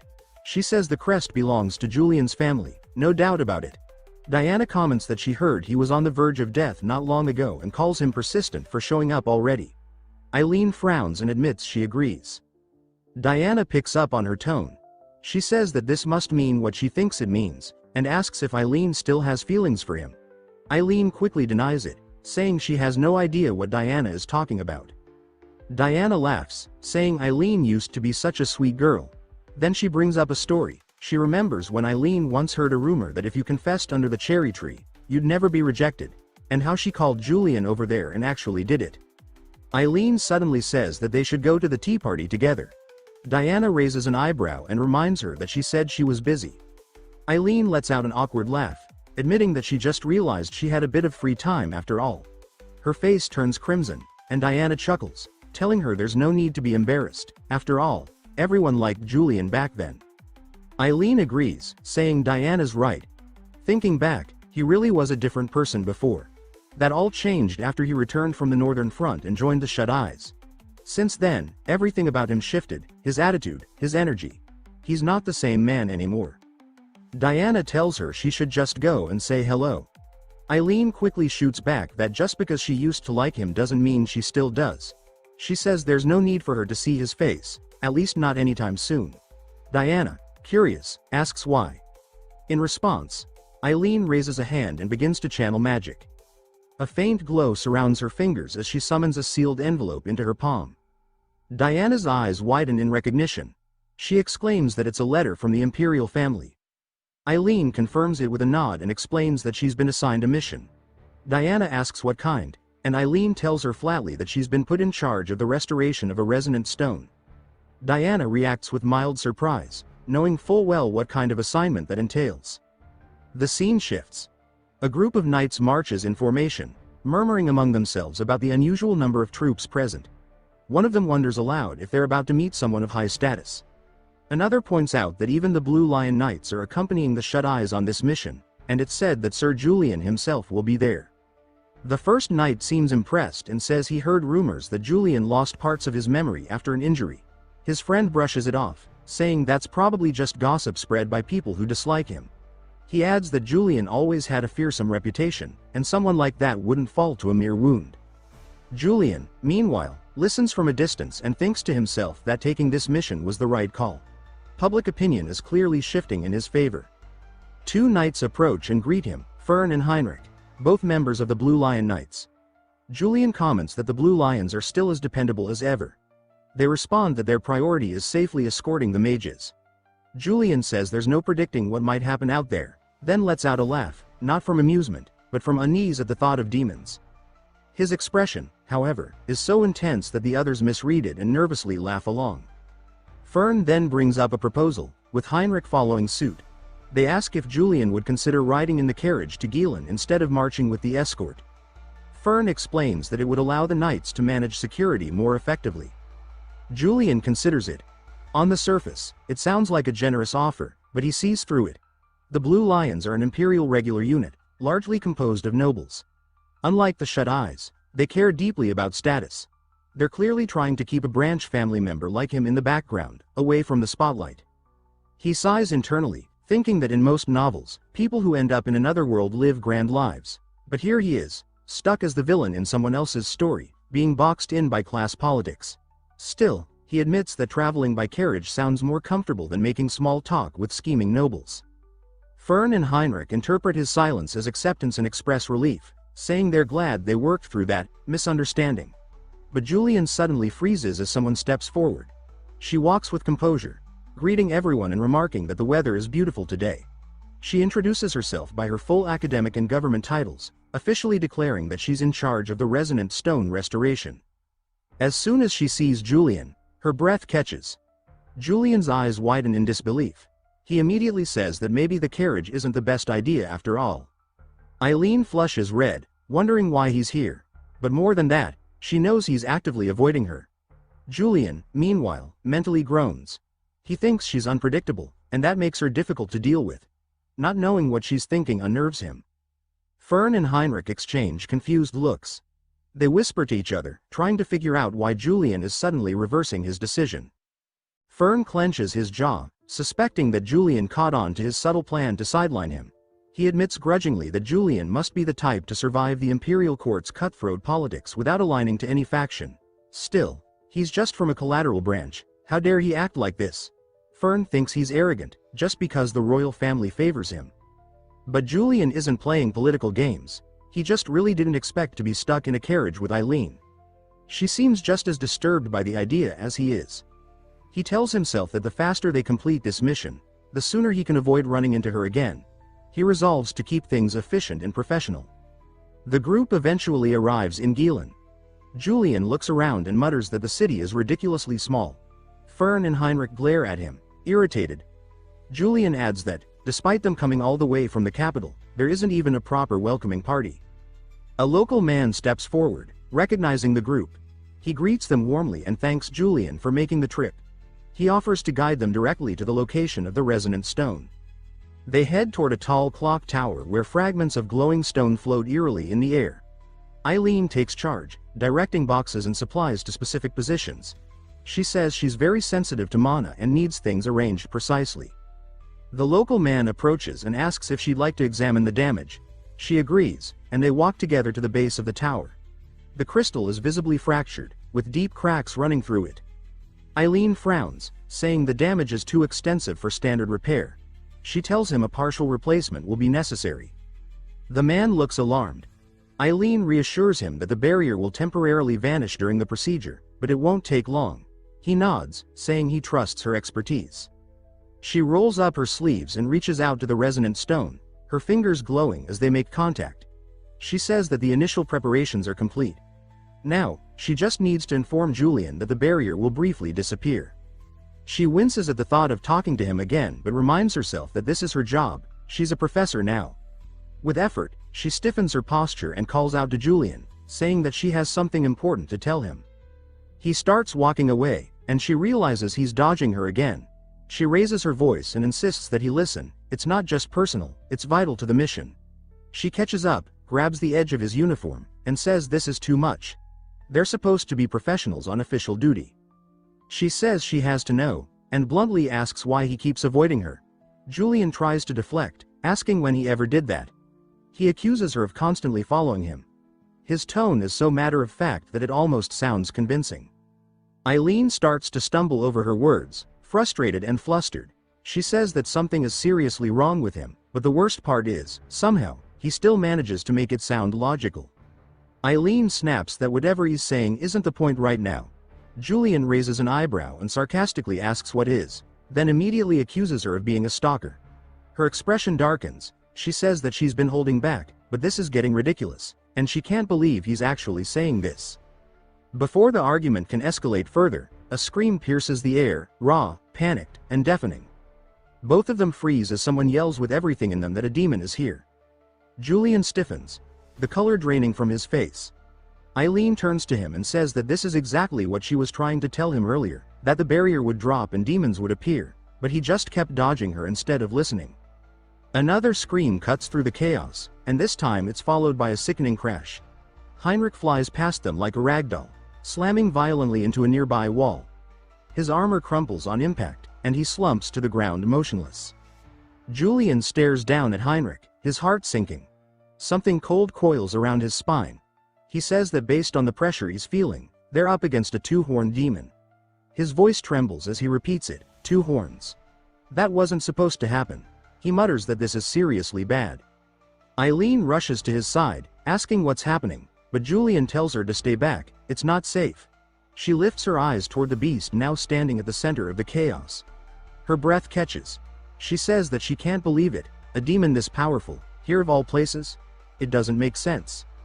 Her hands start to shake as she realizes how unprepared she is. She admits she doesn't know any combat spells, and the resonant stone isn't operational yet. She begins to panic, trying to calculate what options they even have. The demon begins muttering in the language of enchantment. Shadows spill from its body, and several ghoul-like creatures emerge. One of them drops directly in front of Eileen. Julian tightens his grip on his sword and steps between her and the creature, slashing it down in one clean movement. He tells her that letting her guard down like this is reckless and that someone like her, who can be rattled by something so minor, is clearly too naive. He says that he'll handle things here, her job is to do what only she can. Eileen blinks, stunned, and asks what he means. Julian points at her, declaring that she's responsible for restoring the resonant stone. That's her mission. His mission is to protect her. He asks if the situation has shaken her so badly that she's forgotten what they came here to do. Realizing he's right, she dashes off, shouting that it'll take 7 more minutes before the stone is ready. As she runs, she calls out to him one last time. He asks what it is now. She says that she's begging him not to get hurt, she can't use healing magic. Julian responds coolly, saying that getting injured in a situation like this would be difficult for him. But as soon as the words leave his mouth, he knows he's lying. He's terrified. He hadn't expected to face a 2-horned demon so early into his fieldwork. Still, retreat isn't an option. Too many people are watching. If he ran now, the rumors would explode. He reminds himself that if this were the real Julian, this would be nothing. The real Julian would already be on the attack. Fern suddenly bursts onto the scene, shouting at Julian to hold back while the Blue Lion Order handles the monster. His unit sweeps in, hacking away at the lesser demons with military precision. He shouts that they'll just keep chipping away until the big one drops. Fern laughs, throwing a glance at Julian and asking mockingly if he's frozen from fear. He says this doesn't feel like Julian at all. Julian chuckles back, saying that's exactly right. He starts laughing louder, more confidently. Fern watches him in confusion, unsure why Julian would be laughing at a time like this.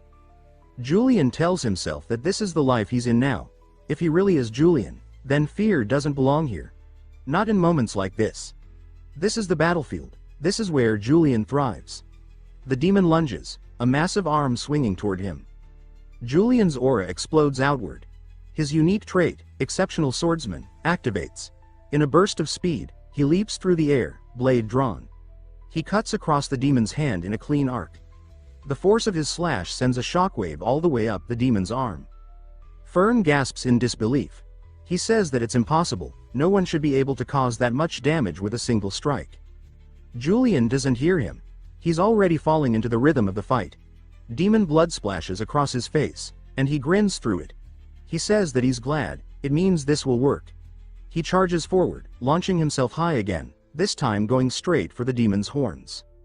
He slashes downward and cuts into one of them. The horn cracks, a chunk snapping off and spiraling through the air. Julian feels himself getting absorbed into the moment, lost in the adrenaline. But then the demon looks up at him.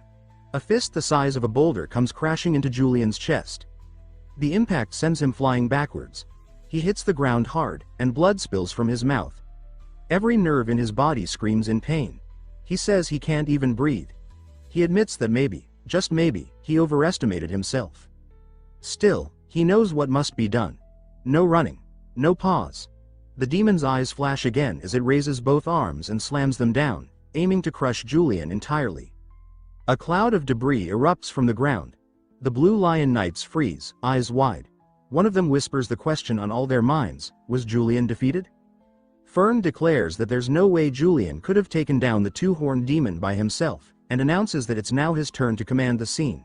But before he can act, a soldier cries out, pointing ahead in disbelief. Fern follows his gaze, and freezes. Emerging from the dust and fading chaos is Julian's figure, outlined by the remnants of magic and shadow. His sword, once dull steel, now gleams with a strange, pulsing blue aura. Murmurs ripple through the soldiers. They whisper the name with awe, the Moonlight Sword. Though only Julian knows the truth. This version is incomplete, a flawed imitation of the legendary weapon. Still, the illusion is convincing enough. Julian says that it may not be even half as powerful as the real deal, but for now, it'll serve. With a manic grin, he charges at the demon, laughing as he surges forward. The demon snarls back with a cackling laugh of its own, lunging at Julian in response. Julian shifts, sidestepping effortlessly. He comments on how fast it is for something so huge, but adds that he's already memorized its movements. He says he's going to try using a new ability, the Trade of Insight. As the demon unleashes a flurry of vicious strikes, Julian's eyes narrow. He can see every attack's path in advance. With the bare minimum movement needed, he weaves through them, left, right, duck, pivot, dodging each one like a dancer on a battlefield. Every motion is clean, efficient, lethal. The Blue Lion soldiers erupt with shouts of disbelief, watching Julian move like a ghost among death blows. One of them says it's like watching a masterclass in survival. Fern, now clearly uneasy, admits that Julian's strength might be even greater than the rumors suggested. Meanwhile, back at the tower, the final piece of the resonant crystal clicks into place. A magical hum fills the air as a massive circle ignites around it. Eileen, breathless and covered in sweat, exclaims that the restoration is complete. She runs to the edge of the tower and shouts down that the barrier will reactivate soon. As the demon turns to look, distracted by her voice, Julian smirks. He says that looking away mid-battle is one of the dumbest things an opponent can do. He promises the creature won't live long enough to regret it. Energy erupts from his blade, a massive blue wave that blasts outward like a living storm. Julian moves in a zigzag pattern, each step sinking with a slash. The aura slices clean through the demon, disorienting it and slowing its regeneration. Eileen stands frozen in disbelief. So does the Blue Lion Order. Julian's blade cuts straight through the demon's skull in a final, precise strike, splitting it in two. For a heartbeat, all is still. Then the pieces fall, sliced meat and shattered bone hitting the dirt behind him as Julian calmly resheathes his sword. The silence breaks with a squelch, followed by his heavy breathing. He wipes sweat from his brow and mutters that he can't believe that actually worked. Everyone stares at him with a mix of awe and fear. He notes that of course they're scared. He is a villain, after all. That's how they see him, and after displaying that kind of power, it only makes sense. One soldier stumbles forward and calls out to him. When Julian asks what's wrong, the soldier grabs his hand and thanks him profusely. He says he truly believed they were all going to die. More cheers erupt from the soldiers. Julian looks around, stunned by the praise. Even Fern steps up, reluctantly thanking him for the effort. Julian gives a polite smile, and Fern immediately feels unsettled. Julian casually asks if he can leave the rest of the cleanup to them. He says he's not exactly built for follow-up management. Fern agrees, though his voice carries a strange tension. He says Julian really is different. Even among nobles, he stands apart. He wonders how someone can remain so composed after a fight like that. He mutters that Julian must not even be human, and he doesn't mean that as an insult. Later, Julian walks into a quiet forest, finding a secluded pond where he finally collapses onto a rock and lets out a long, exhausted sigh. He says that whole ordeal was far too dangerous. The fear and adrenaline had him shaking more than he wants to admit. His hands tremble slightly as he recalls the demon's face. He says it was terrifying. Cutting through that monster left a horrible sensation in his bones. He wonders how the real Julian ever got used to things like that.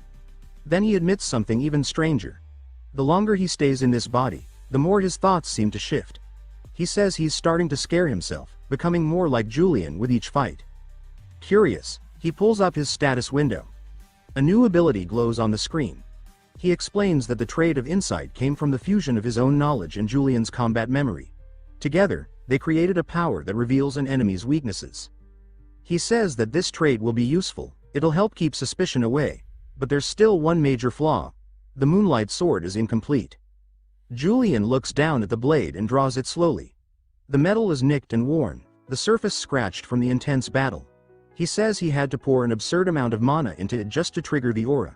Neither the power nor the stability matches the real version. But as he obsesses over the issue of stability, a spark lights in his eyes. He smiles and says that maybe, just maybe, he's got an idea. The scene cuts to a grand hall draped in banners. Robed men fill the chamber, murmuring among themselves. A familiar figure steps forward. The Noble Elders Association has convened. One of the elders gestures for the man to sit. It's Horrend, and his entire body is shaking. The elder asks him if he's saying Julian saw through the plan. Horrend doesn't answer at first. His lips quiver. His hands tremble. Finally, in a barely audible voice, he says yes, that seems to be the case. The elder leans back and says that he knew Horrend's incompetence would one day drag them into danger. He adds that if Horrend weren't blood related to the current family head, he would have had him executed on the spot. Horrand lowers his head, apologizing profusely as he addresses the man across the table as Lord Ern. His voice trembles with guilt and fear. Another figure in the room leans forward and informs Ern that the shut eyes have been moving strangely as of late. He says they've recently submitted a proposal directly to the Imperial Secretary's office. The proposal, he explains, changes the framework of the entrance exams. From now on, the responsibility will no longer lie with the instructors. Even if a participant dies during the test, the shut eyes will not be held accountable. All of it will fall under the protection of the Imperial family's name. Ern's eyes widen at the revelation. A third man slams his fist against the table and declares that this is clearly Julian's doing. He says it's an underhanded warning to them, an assertion of dominance, cloaked in official procedure. They scoff at the idea, calling Julian nothing more than the Imperial family's pet, and now he dares to pull this? But another noble interrupts with a different take. He tells Ern that this situation, while frustrating, is also an opportunity. Ern narrows his eyes and asks what exactly he means. He turns specifically to Lord Aiden for clarification. Aiden leans back in his chair and says that up until now, Julian has been strictly obedient to the Imperial family. He followed their orders to the letter. But this new move suggests he's starting to make independent decisions. That kind of change creates openings. He speaks metaphorically, saying that it's like someone finally removing their shackles, only to end up injuring themselves in the process. Julian, he suggests, might have broken free only to expose a weakness. Aiden proposes that unlike before, when they could conveniently send Julian off to the Northern Front, he may now become more manipulable. They just need to observe him carefully, not provoke him. Someone asks if Aiden truly means to just let Julian act freely. Aiden laughs and says yes. He suggests they sit back for now and let the situation unfold on its own. Back with Julian, he reflects that although the mission was short, it left him drained. Too much mana spent, too quickly. Yet he's content. The plants in his quarters are thriving, their greenery bringing a rare peace of mind. He says that decorating the space the way he likes actually helps him stay grounded. He's pleased to see the plants so lively. But more than that, the mission yielded valuable outcomes. The rumors about him have taken a hit, and he may have gained something even better. He opens the chest Lazarus carried during the mission and pulls out a shimmering crystal. He says that this might be the key to completing the Moonlight Sword. The idea, he explains, came to him after seeing the resonant stone in action. In the game, all objects could absorb mana, but gemstones from the Empire were particularly efficient. Their mana conductivity and capacity were unmatched. That's what made the resonant stones so effective. He theorizes. What if there were a layer between him and the blade, something that acted as a mana conduit? Something that could stabilize and focus the flow of energy. As he channels mana into the gemstone, it fractures and crumbles in his hand. He watches it disintegrate and says that clearly, this one wasn't compatible. He needs to find a gemstone that matches his mana signature perfectly. A knock interrupts his thoughts. He assumes it must be time for dinner and calls out for the butler to enter. Instead, it's Lazarus, once again. Julian comments on how often they seem to be running into each other lately. Lazarus replies that the captain has asked Julian to report to the Imperial Secretary's office. Julian raises a brow and asks if he's certain. Lazarus affirms it. With a sigh, Julian stands and says that he'll need to store the remaining gemstones for now. Completing the Moonlight Sword will have to wait. He muses that it's no surprise the Secretary's office wants to see him, especially given the fresh wave of rumors. As he prepares to leave, Lazarus hesitates, then asks what should be done with the shattered gemstones. Julian casually tells him to toss them. Lazarus protests, they're rare and valuable, but ultimately nods and accepts the order. The scene jumps to Julian stepping into the Imperial Secretary's office. He remarks on how extravagant the place is compared to the utilitarian structure of the Shut-Eye's headquarters. He approaches the reception desk and introduces himself, saying he's there to meet Sir Sedan Orby. The receptionist informs him that Sedan is currently occupied with another guest and invites him to wait in the designated room. Julian nods and thinks to himself that whoever's inside must outrank him. As he walks into the waiting room, he notes that even this space looks expensive, something he never got to see in the game. His eyes land on a sword lying casually across the couch. He finds it strange, such a crude, weighty thing in the middle of such refinement. It doesn't belong here. But as he steps closer, he notices the craftsmanship. He says the weapon is clunky, yes, but unmistakably used by someone skilled. He begins to read the inscription along the blade's side. A strong body harbors a strong mind. his eyes narrow in recognition. Before he can finish, a woman's voice barks at him to take his hands off the sword. She calls him a lunatic. Julian doesn't even have to turn around. He knows the voice. She says the sword was a gift from her master. He instantly identifies her. She's one of Hayden's disciples. In the game, her name was Rin Ronbel, and she died a brutal death at his hands, or rather, Julian's. He remembers watching her final breath in that timeline, the image seared into his memory. Yet here she is, very much alive, and the sword confirms it. Julian watches her closely. He thinks that she may become key, maybe even vital, to finding a way out of this world. The young swordswoman stood firm, her eyes shut, her blade pointed skyward, glowing faintly. Her name was Lynn Rondabelle, daughter of the noble Rondabelle family, a bloodline rooted deep in the imperial knighthood. But Lynn wasn't merely a legacy, she was a force. A sharp, gifted fighter, known not just for her skill but for her unwavering loyalty to Hayden Reich and his companions. She was one of Reich's own disciples, and her eyes, when open, burned with a focus that cut as clean as her sword. Her golden hair framed a face as composed as it was beautiful, and she carried both grace and lethality in equal measure. Some even whispered that she could one day eclipse the great Julian himself. That potential set her apart. She was the shining knight who beamed whenever Reich patted her head. Everyone knew she adored her master, Hayden Reich, with unquestioning devotion. And when she wore that wedding dress, the entire community had pause. The dress became iconic, celebrated in forums and constantly topping player polls. Yet now, that same breathtaking figure stood before Julian with eyes colder than steel. To her, he was the enemy. A system warning flashed in his vision. Negative emotion detected, hatred. Lynn's expression tightened as she demanded in a voice hard as ice what he intended to do with her father's sword. Julian raised both hands in mock surrender, wearing a crooked smile that didn't reach his eyes. He said he only wanted to take a look. Inside, though, he was already scheming. Perhaps he could push her buttons, draw out some information, maybe even make her drop her guard. He added with casual ease that he was surprised someone like her would leave such a valuable sword just lying around. Lynn chuckled softly. She said that her master wasn't some reckless fool who felt the need to carry a weapon everywhere inside the imperial palace, unlike him. Julian's thoughts clicked into place. He noted that she was exactly what he expected. Meticulous, rigidly upright. He then shifted tactics, asking slyly if the guest who'd come before him had been the sword saint Hayden Reich. Her eyes sharpened like twin daggers. She demanded to know what that had to do with him. Julian covered his mouth and let out a short laugh. He said he was merely curious. After all, Reich had once been his teacher too. Inside, Julian marked her reaction carefully. Her hands shook with fury, her grip on her sword tightening until her knuckles blanched. Without warning, red flames flared to life around her. Her voice was raw, laced with pure rage, as she growled and asked what he had just said. How dare he speak that name? Negative emotion detected. Rage. Sweat rolled down Julian's temple as he forced his grin to hold. Yep. She was beyond furious. He cursed himself silently, maybe he'd pushed too far. Before the tension could boil over, the wooden door creaked open. A voice from within called out, requesting that Miss Lynn report to the secretary's office. She turned without hesitation, striding away, scowling as she did. She said goodbye with an icy finality, pointing directly at him. She added that she hoped they never met again.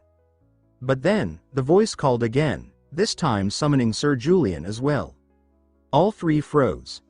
Julian exhaled slowly and reminded himself to stay cool. He pasted on his best charming smile and walked toward Lynn, who looked as if the ground had just betrayed her. He told her not to be so cold. After all, they shared the same master. He even winked. Inside, he was thinking that he might be seeing Hayden Reich again very soon, but Lynn's expression didn't soften. With clenched teeth and a look sharp enough to cut steel, she said that wouldn't happen again. She turned to leave, her voice dropping low with warning. She told him never to speak of her master again. Julian said nothing. He just smiled faintly to himself, thoughts twisting in his mind. He was about to meet his favorite character, only now he was the traitor in their story. He wasn't sure if he should feel thrilled or terrified. His hand curled tighter around the piece of paper marked with the sword insignia. A man at a desk nearby shuffled some papers into a neat stack before greeting them both warmly. He welcomed Miss Lin and Sir Julian to the Imperial Secretary's office. He leaned forward slightly, his expression polite but curious. He said he'd heard about Julian's recent mission. Was it true he'd defeated the two-horned demon alone? Julian shrugged and gave a soft laugh. He said that was just a warm-up. Lin, visibly irritated, cut in immediately. She demanded to know where her master was. Julian stayed quiet but mirrored her curiosity. He had been wondering the same thing. The man's tone shifted to something more formal. He explained that Lord Hayden Reich had left shortly after assigning Lin her last task. Her eyes widened. She asked what he meant. The man continued, saying that Reich had also instructed someone to accompany her, Sir Julian. Lin erupted. She shouted her disbelief. Why did she have to be paired with a traitor? Unfazed, the man explained that the mission could be dangerous, and since Sir Julian was present, Lord Reich asked for him to be assigned. Julian smiled awkwardly, sweat trickling down his face. Lin's expression darkened further. She whispered under her breath, questioning what her master was thinking. The man let out a dry chuckle and gave his order, investigate the slums. Julian leaned his chin into his hand, wearing a confident smirk. The slums, huh? Beside him, Lin sneered. She said she didn't see why they had to care about some filthy slum district. The man clarified. According to reports, strange and terrifying creatures had begun to appear in that area, demons. But the locals had rejected royal intervention. That, he explained, was why Lin and Julian were the right fit. They were tied to the crown but not part of it. As members of the Night Academy and the Surface faction, they could act without stirring political unrest. The sky was gray as they approached the slums, rooftops sagging, cobblestones slick and dark. A place built by those the Empire had conquered and forgotten. A sanctuary for the unwanted. Julian's red eyes glinted. Because they hated the royal family, he reasoned, they'd chosen the Surface as neutral ground. Smart. He wore a pleasant smile, but inside his mind was racing. Lin stood at his side, still unsure about this assignment. He knew that if she outshone him here, her path to becoming Sword Saint would be far smoother. Partnering with her didn't help him. But as the royal family's hunting dog, he had no say in the matter. He rubbed his chin, a slow grin forming. He said he'd take the mission. Immediately, Lin shouted her refusal, her arms snapping up. Deep down, Julian wanted to scream too. But the clerk's next words froze her in place. He said her master personally requested that she accept the mission. Julian leaned in, his tone needling, asking if she planned to go against her master's wishes. That made Lin break into a cold sweat. She faltered. Then, with quiet frustration, she said she understood. Gritting her teeth, she thought bitterly about what it meant to bear the title of Hayden's disciple. Julian watched her carefully. He knew she'd monitor his every move from this point on. But his strength wasn't enough to resist her, not yet. His gaze shifted to the green gemstone hanging from her neck. If only he could get his hands on a gem compatible with his mana. And then, without warning, a surge of energy snapped through the air, breaking his train of thought. Alarmed, Julian pointed toward the stone, his voice sharp with urgency as he asked what kind of gem it was. Lin responded with a scowl, explaining that it was a moonstone. But before she could elaborate, the gem pulsed with a strange energy and lifted into the air, glowing with an ethereal blue light. A shimmering aura wrapped around them both, suspending them in silence and awe. Seconds later, the glow faded and the world returned to stillness. Lin spun around, her eyes alight with suspicion and fury. She demanded to know what he had just done. She wasn't sure herself why the moonstone reacted. It shouldn't have. It never had before. Julian raised his hands in mock innocence, laughing nervously. He said the gem had simply caught his eye. That was all. But then, flashing a sly smile, he admitted that for a moment, it felt like the stone tried to resonate with his mana, maybe even absorb it. He realized it right then. The answer had been close all along. He needed that gem. Without delay, Julian headed straight for the nearest gem shop. The clerk recognized him instantly, greeting him with polite enthusiasm, remarking that it had been a long time. When asked if he was looking for anything special, Julian responded with a brilliant smile, saying he needed a gemstone compatible with his mana, specifically a moonstone. The clerk's demeanor shifted, his face tightening with discomfort. He admitted that their shop didn't carry moonstones, and as far as he knew, neither did anyone else. They were incredibly rare, mined with difficulty, and usually sought only by eccentric private collectors. No shop kept them in stock. Julian's face darkened. He muttered bitterly that he needed the moonstone blade ready before the mission with Lin. His red eyes flared, and he demanded confirmation. Was the clerk telling him there was no way to get one? The clerk shrank under the weight of Julian's gaze, trembling slightly as he realized he'd spoken too casually to a man of Julian's status.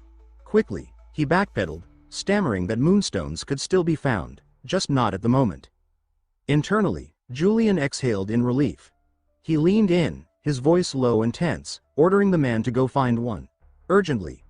He forced a smile but couldn't hide the pressure in his tone. He vowed to himself that if it came to it, he'd search the entire empire. Lin would notice if the moonstone sword was incomplete, and he couldn't allow that to happen. The day of the mission arrived. As Julian stepped outside, he muttered under his breath that maybe he hadn't threatened the clerk hard enough. He was still empty-handed. Bitterness stirred in his chest. Lin stood nearby, arms crossed, her voice cold and heavy with sarcasm. She questioned whether his important business was actually at a jewelry store. Julian laughed awkwardly, replying that one day she'd understand the beauty of gemstones. She said nothing, just turned on her heel and told him to follow. He called after her, pointing out that she was heading in the wrong direction. With visible irritation, she turned around and snapped, asking what he meant. Julian grinned and explained that the slums were a labyrinth of illegal buildings and hidden paths. You couldn't just follow signs and maps. Lin unfolded her map and declared that she'd rather rely on printed signs than trust him. Julian gave a helpless smile. She wasn't wrong. But he knew this zone, the eastern slum, was a death trap for rookies. Even the game developers had acknowledged it was notoriously difficult. Lin's grip tightened on the map. Her voice dropped into something wary and sharp as she accused him of trying to trap her. She said that as the disciple of the Sword Saint, she wouldn't fall for the tricks of a traitor. A radiant golden light flashed around her as she said that unlike him, she was different. She intended to become the next Sword Saint. Her eyes burned with ambition, her tone unwavering, her posture proud. Her voice rang with conviction. Julian scratched his cheek, his smile awkward. He couldn't help thinking she had gotten the wrong idea somewhere along the line. With that, she turned and walked away decisively, leaving Julian standing there, confused and slightly amused. He muttered to himself that this mission wouldn't be easy. The clear blue sky hung above them as Julian's voice rang out with concern.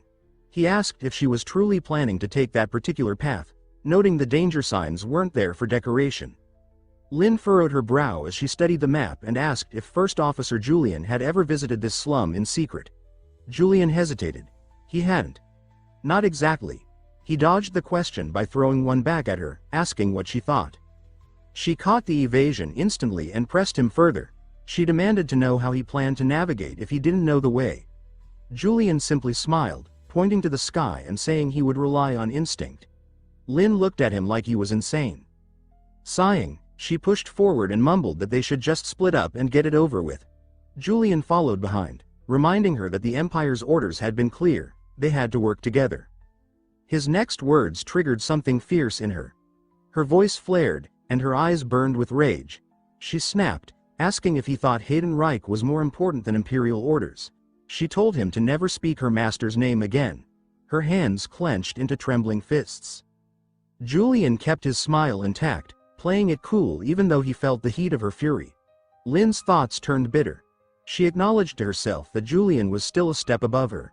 Everyone had said it, compared them endlessly. The weight of it bore down on her. She told herself that if it had been him, the mission would already be done. If it were him, the answer would already be found. If it were him. But then something in her eyes shifted. Her brow furrowed, her shoulders squared. She remembered who she was. The top disciple of the Sword Saint. She resolved to prove herself through this mission. Suddenly, she froze. Her eyes locked on a wooden sign reading 011C. She stared in disbelief. Julian stepped up behind her and asked, feigning curiosity, what was wrong. She brushed him off quickly, claiming it was nothing, but inside, panic erupted. She clutched her head, mentally screaming. The paths had changed. They were walking in circles. And then they reached another sign, 01A. Her heart sank. They were back at the beginning. Julian covered his mouth to hide a chuckle. He watched her silent meltdown with mild amusement. Just then, a stranger called out to Lin, his tone light and friendly. He said it looked like she was going in circles and that this must be her first time here. When she asked if he knew the area, he nodded confidently and offered to guide her, on one condition. She'd have to buy him a drink. Lin agreed with a resigned sigh.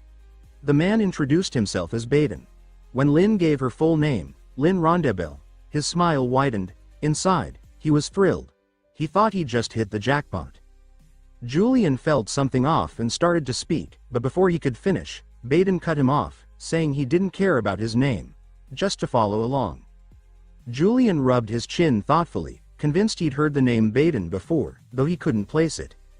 The three of them entered a dim tavern. Baden shouted to the barkeep, ordering drinks for himself and his two friends. Lin eyed him warily, noting how casually he drank before even guiding them. As they sat, the barkeep asked where they were from. Lin answered, the royal capital. The barkeep responded with a price. 30 nars each. Lin blinked in disbelief and repeated the amount aloud. Baden leaned in, teasing that she must not carry money. He warned that prices in the slums were high. Lin shook her head and reached into her pouch, pulling out a small bag that glittered with gold. She said 30 nars seemed too cheap. Baden froze. A noble, he realized. His mind raced. He darted over to the barkeep and whispered for the special drinks, the strongest kind. Once the Imperials were drunk, they'd clean them out. The barkeep nodded. A hand slipped something into the drinks. 3 glasses were brought to their table. The barkeep declared them the best in the slums. Lin grabbed hers without hesitation. But before the glass touched her lips, Julian's hand shot out, snatching it away. He asked what had been added to the wine, still smiling but with eyes that gleamed like blades. Baden tried to play dumb, yelling in protest. Julian thrust the glass toward him and demanded that he drink it himself. Baden hesitated. Julian leaned in, his voice chilling, and asked if he should pour it down his throat instead. Lin called out for him to stop. The room went still. At the sound of his name, both Baden and the barkeep froze. The latter whispered urgently, asking if that really was Julian, the imperial dog. Sweat slid down Baden's face, but he tried to stay composed. He reminded himself that he wasn't alone. Dangerous men filled the tavern, his men. He reached into his coat and pulled out a dagger, smiling darkly. He thought to himself that he wasn't weak either. A hand shot forward, flooding the room with green light. Julian spoke with a cold, razor-sharp grin, saying that he had given them a chance to come clean. Suddenly, one of Baden's men lunged with a sword. Julian caught the attacker by the throat with his bare hand, lifting him off the ground, just in time to see another enemy charging in from behind. With a swift, fluid motion, Julian hurled the man in his grip across the room, sending him crashing into another attacker with bone-jarring force. The two collapsed in a heap, stunned and groaning. Julian stood tall, unshaken, power radiating from him in thick, pulsing waves. His blood-red eyes gleamed with a predatory light, and the tension in the room thickened. Lin's reaction was immediate. She drew her blade with a sharp ring, her eyes darting from shadow to shadow as she tried to make sense of the chaos. She muttered to herself, questioning what was happening, panic slipping into her voice. The other men in the tavern, once confident, now stood frozen. They watched Julian with widening eyes, terror creeping into their expressions.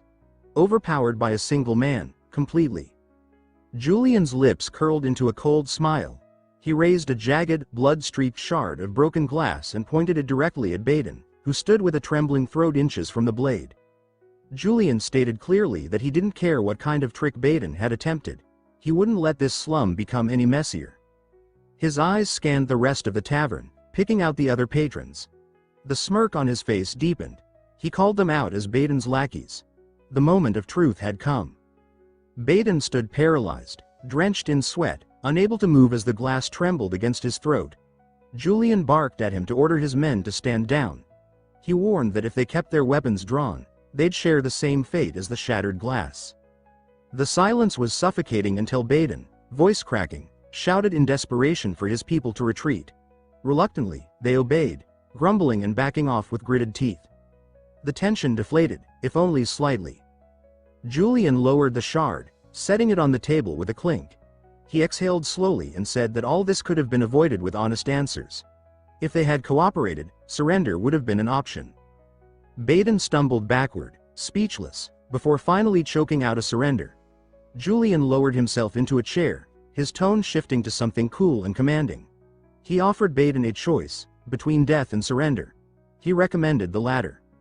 With a dangerous smile playing on his lips, Julian told him to decide.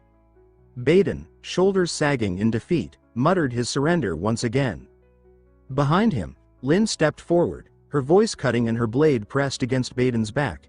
She seconded the offer, saying that surrender would be preferable to dying. Trembling, Baden raised his hands in submission. Julian, satisfied, asked once more for confirmation. Baden gave a final, quiet nod. Outside the tavern, Julian led the way, casually mentioning that he'd been suspicious the moment Baden offered to guide them. He admitted he'd assumed Baden was just a petty thug, but now it looked like they'd uncovered a slum-wide crime ring.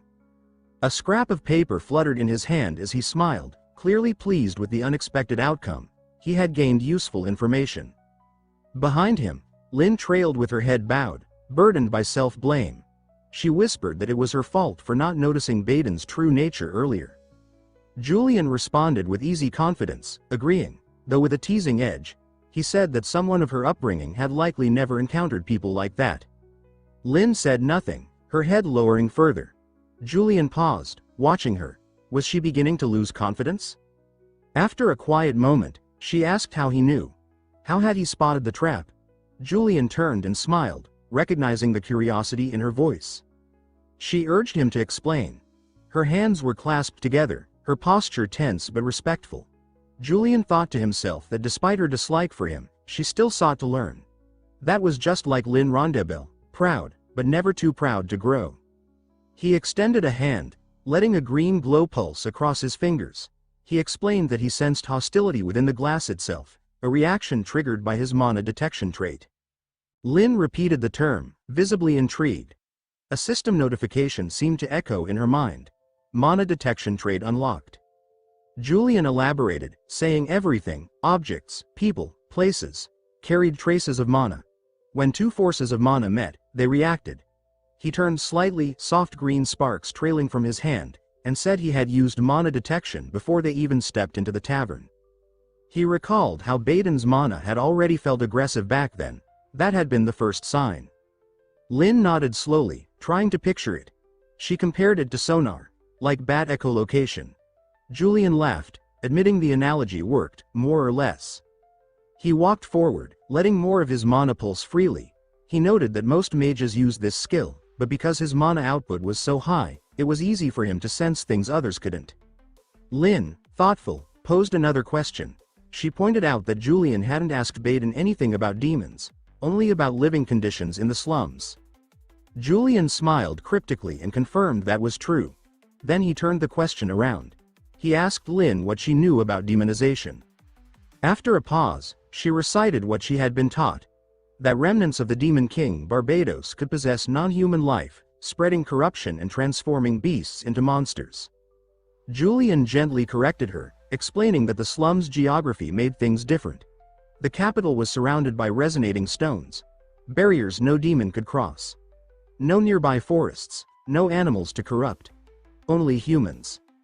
The realization dawned slowly. Lin's face drained of color. She said, with a trembling voice, that if no other hosts existed, the only choice left was humans. Julian nodded. That's what he believed was happening. Lin clutched her forehead, visibly shaken. She cursed herself for believing in him, even for a moment. But Julian held up 3 fingers. He said that 3 households were scheduled to pick up fever medicine that week, high fever, a common sign of demonization. He grinned and told her that if he was wrong, she could punish him however she liked. Lin remained unsure. Should she believe him? As the sun dipped low, painting the sky in hues of crimson, black birds cawed overhead. They approached the last house. Julian noted her brighter expression and commented that she looked relieved. She waved her hand excitedly and said that if they hadn't seen any demonization, it had to be a good thing. Julian agreed, though his eyes remained cautious. He knocked on the final door. No answer. Eventually, an old man with bloodshot eyes peeked out warily. Julian leaned forward, trying to observe more closely. He noted something off. The man didn't appear demonized yet, but his aura felt strange. Julian smiled and asked how he was doing. But in his head, something clicked. That smell. He'd encountered it before on missions involving resonating stones. He quietly identified it as the scent of demon blood. Lin stepped forward and introduced them formally, stating they were from the royal court. Julian added his name. Julian Creepartson of the One Eye. The old man's face changed immediately. He shouted for them to leave and slammed the door. But Julian caught it with one hand and shoved it open. The old man stumbled backward, hitting the floor. Julian stepped inside, mocking him with formal thanks for his cooperation. Lin followed, demanding an explanation. He ignored her, praising her kindness instead. She asked what he meant, more confused than ever. His red eyes gleamed. He said that kindness would eventually destroy her.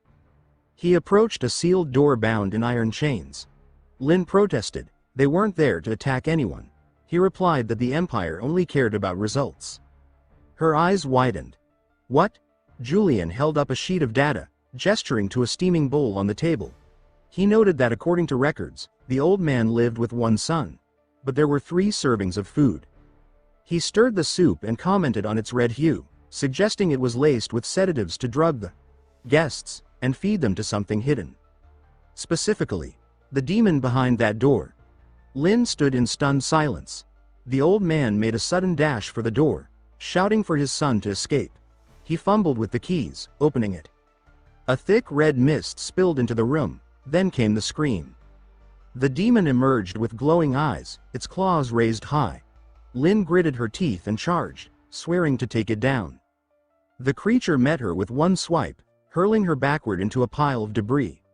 Julian watched her land, hand clutching her sword.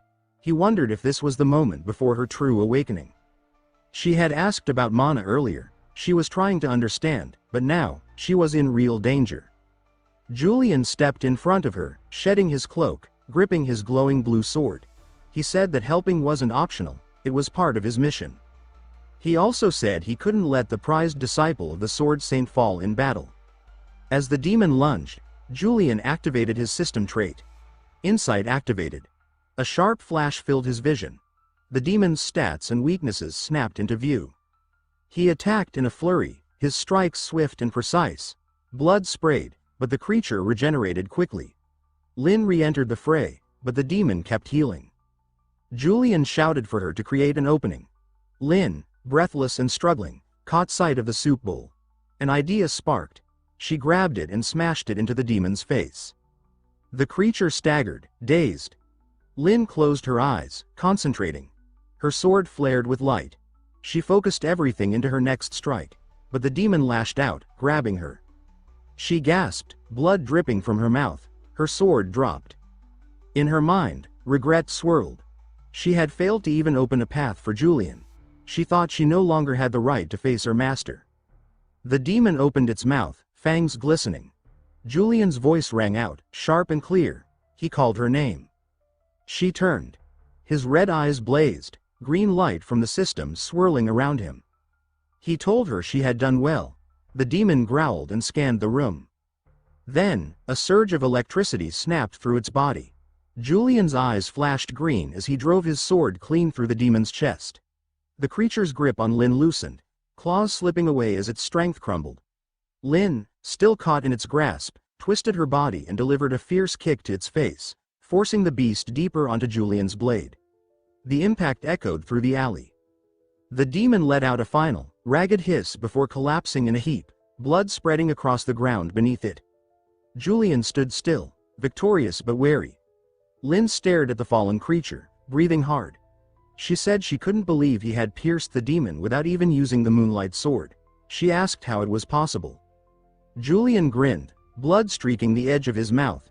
He replied that the demon hadn't been worth the moonlight sword, though inside, panic fluttered. He silently hoped that reaction was convincing enough. Back at the palace, the two stepped off the carriage. Julian announced they had returned. As they walked the tree-lined path, he rolled his shoulder and sighed, thinking that at least they'd made it back in one piece. And more importantly, Lady Lin hadn't grown suspicious. That was a relief. She suddenly stopped, forcing him to pause as well. She bowed her head, jaw tight, and said the reward should go to him. She insisted she hadn't contributed anything. Julian glanced at her silently.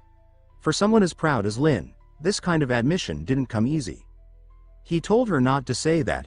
With a relaxed smile, he added that while she may have been outmatched against the demon, that didn't mean she hadn't played her part. Lin frowned, clearly displeased with his attempt at comfort. Kindness didn't carry much weight with her. She looked away and said flatly that she didn't like him. Julian stayed calm, telling her she seemed tense. She straightened, clasping her hands and facing him directly. Her voice was steady as she quoted her master. Great power came with great responsibility. She recalled his reckless, overwhelming power during the fight, then spoke sharply. She finally understood why her master had expelled him. It was his lack of restraint.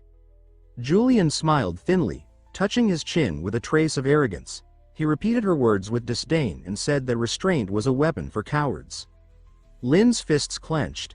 She shouted back, demanding if that meant he was calling her master a coward. Julian stepped closer, his presence alone enough to make her tense. He said he wasn't a noble, not some sheltered aristocrat who worshipped restraint. Then, with a parting glance, he added that she'd have to learn the hard way. People like him existed in this world. Confused, Lin muttered to herself, wondering what that even meant. Julian simply waved over his shoulder, grinning. He thanked her sarcastically for giving up her share of the mission reward and walked off, leaving her alone under the palace lights. Frustrated, Lin sighed. She said he was impossible to figure out. She turned and walked away, troubled. She whispered that restraint wasn't just for nobles. A carriage rolled up beside her, and a familiar voice called out, asking if she was heading home. Lin looked up. It was her uncle, Urgen. He offered her a ride and said she looked tired. She accepted with a quiet, polite yes. The carriage rattled gently as it rolled toward the Rondebel estate. Inside, Urgen asked how the mission had gone. He said it must have been difficult. Lin replied that it was mostly smooth and thanked him. Then he asked about her companion, the man who had been with her. Lin replied that it had been Julian of the one eye. Urgen nodded, his expression darkening. He said he thought so. He remembered Julian's rebellious look and mentioned that the Elder Council was nearing collapse because of him. Rumors claimed he was using the royal family to pressure the council. Lin listened quietly and answered that she understood. Urgen crossed his arms and shook his head. He said nobles shouldn't act like that. He called Julian reckless, out of line. His next words struck something in Lin. He mentioned Julian being from a branch family. Her eyes widened slightly. She remembered Julian's words earlier, and suddenly it clicked. So that's what he meant. Urgen continued, warning her to stay away from Julian. He said the man was dangerous, like a wild horse. Then he softened and told her she'd already proven herself as Hayden's disciple. Maybe Julian wasn't as strong as people once thought. Lin, after a pause, replied slowly. She said that wasn't true. She turned toward her uncle, her eyes steady, and added that no matter what else Julian was, he was strong. Even she had to admit that now. The sky had gone dark, the estate glowing golden beneath the stars. Elsewhere, in a dimly lit room, a figure leaned forward. The voice of Commander Ordwin pierced the silence. She asked what Julian had done this time. Her expression was grim, eyes sharp. Julian gave a weak laugh, pretending confusion. He asked what she meant, but inside, his mind raced. He imagined the tavern incident, the complaints, the collateral damage. His confidence cracked. Ordwin held up 2 papers and explained that a criminal named Baden, wanted by the One Eye, had turned himself in. She stared at Julian. When questioned, Baden had named Julian as the reason. Julian exhaled slowly. Just Baden. That was fine. He relaxed slightly and shrugged, claiming Baden must have realized his own guilt too late. He feigned innocence, pretending not to know why his name had come up. Ordwin didn't press. She passed him a sheet and told him to review the mission payout and report back. Julian's face lit up. He muttered to himself that money was finally coming in. He remembered the note from earlier, something about the jeweler. He'd been excited, but as he read the slip of paper, his heart sank. It said they didn't have enough nars for a batch of moonstones. He mocked himself silently. Of course Julian didn't understand savings. As his eyes scanned the payout details, he froze. 11,000 nars. His heart stopped. That was nearly 15,000 in real currency. He covered his mouth, calculating furiously. Even with Lin's share factored in, that was impressive. But before he could celebrate, Ordwin spoke again. She said this payout was low. Injuries had kept her sidelined. Julian stared at her in disbelief. This was considered low. He noticed deductions. Maintenance fees. Registration. Installments. His fingers shook as he found the final line. Net payout, 900 nars. His jaw clenched. That was all. Panic settled in. He thought of the moonstones. They needed massive funding, and he had none. He turned slowly, calling to Ordwin. She responded flatly. He asked if any new missions were available. Surprised by his sudden initiative, she raised an eyebrow and asked if he was short on cash. She then sighed and told him there weren't any for now. She warned him again. He had been told not to spend beyond his means, and now he was paying for it. Julian looked away, grumbling. He thought that if he just handled things himself, he wouldn't be this frustrated. Ordwin teased him, saying he could sell his luxuries to an art gallery and probably buy a castle. Julian's eyes lit up. Without another word, he turned and rushed off. Ordwin blinked, confused, and asked where he was going. Julian glanced back with a mischievous grin and declared that he was going to sell everything. Ordwin stared after him, baffled. She muttered that he had truly lost his mind. Elsewhere, two nobles cloaked in brown passed through a grand doorway. Ergine's voice echoed first, stating that Julian had defeated a demon without even using the moonlight sword. He called Julian dangerous, untamed. Aiden, another council elder, gave a quiet chuckle. He said he understood. A servant approached Aiden, offering to escort him. Aiden waved him off, saying he had more to discuss with his subordinate. In the shadows, another figure spoke. He said the elder council clearly didn't favor Julian. Then he leaned back with a grin. He repeated what he'd heard. That Julian had taken down a demon without even drawing his best weapon. The man across from him confirmed it. Yes, sir. Unsettled, the figure leaned forward and gave his order. He said they'd recruit that monster and make him part of their strength. Back at the Eid Cosmos Art Gallery, Julian wandered through the displays, eyeing the art. He muttered to himself that now was the time to sell. He just wasn't sure if the piece would be worth anything. A pale-faced appraiser appeared and greeted him warmly. W welcomed Sir Julian. Julian smiled and offered his hand in thanks. The appraiser, Perso, followed him eagerly. He asked if the piece under the cloth was what Julian had brought. Julian nodded. Perso pulled the cover off to reveal a striking painting. His eyes gleamed as he examined it with a monocle. He commented on the unique brushwork and guessed it could be by Carusius Vincent. Julian leaned in, curious. But Perso then shook his head. He said it wasn't authentic, it was a fake. Julian froze. A fake? He cursed himself inwardly. He remembered where he got it. Hanging in the villa's entrance. He thought it was a masterpiece. Now it was nothing more than a well-made imitation. Perso, however, seemed impressed. He said he had never seen such a finely crafted fake. Then he grinned and declared he wanted to buy it. Julian blinked, stunned. Even though it was fake? Perso nodded, saying the condition was excellent. He offered 1,000 nars. Julian rubbed the back of his neck. He assumed the offer was out of pity, but money was money. It wasn't enough for the moonstones, though. As Perso left to prepare the contract, he invited Julian to browse the other works. Julian nodded, then stopped as a new voice chimed in. Eileen had entered. Her presence lit the room, and she spoke softly. She asked if selling it at that price was really okay, because that painting, she said, was definitely the original. Lady Eileen's sudden arrival snapped Julian's attention like a whip. He spun on his heel, eyes sharp as steel, his voice low and biting with suspicion. He demanded to know what she was doing there, and what she meant by original. His arms crossed tightly, locking his eyes on hers. His pulse surged with a mix of curiosity and caution. He stood firm, waiting for her reply. Aileen tilted her head slightly as her gaze swept toward Perso, who quivered where he stood, clutching the painting as if it were the only thing anchoring him to reality. Her voice turned hard, no trace of doubt within it. She said her cousin had a few works displayed in the gallery, But that wasn't the point. Her tone shifted suddenly, and with it, the temperature in the room seemed to drop. Her stare hit Perso like a hammer, silent yet suffocating, weighing on his shoulders with invisible force. His hands shook, the painting wobbling, sweat beading on his forehead as if he might crumble under the pressure. Aileen stepped forward, her voice cut through the silence like a cold blade. She declared that no one in the Empire painted with oil in such a way. She seized the canvas from Perso, her fingers gliding along the surface. She halted, her hand pointing to a barely noticeable mark in the corner. She explained that the signature was unmistakably Koroskius's. Julian, standing just behind her, examined the painting with new intensity, his brow furrowed, eyes narrowed with thought. Perso, his body trembling, his face drained of color, stammered in disbelief. He admitted he had missed the signature entirely. Julian turned his gaze on Perso, his voice icy.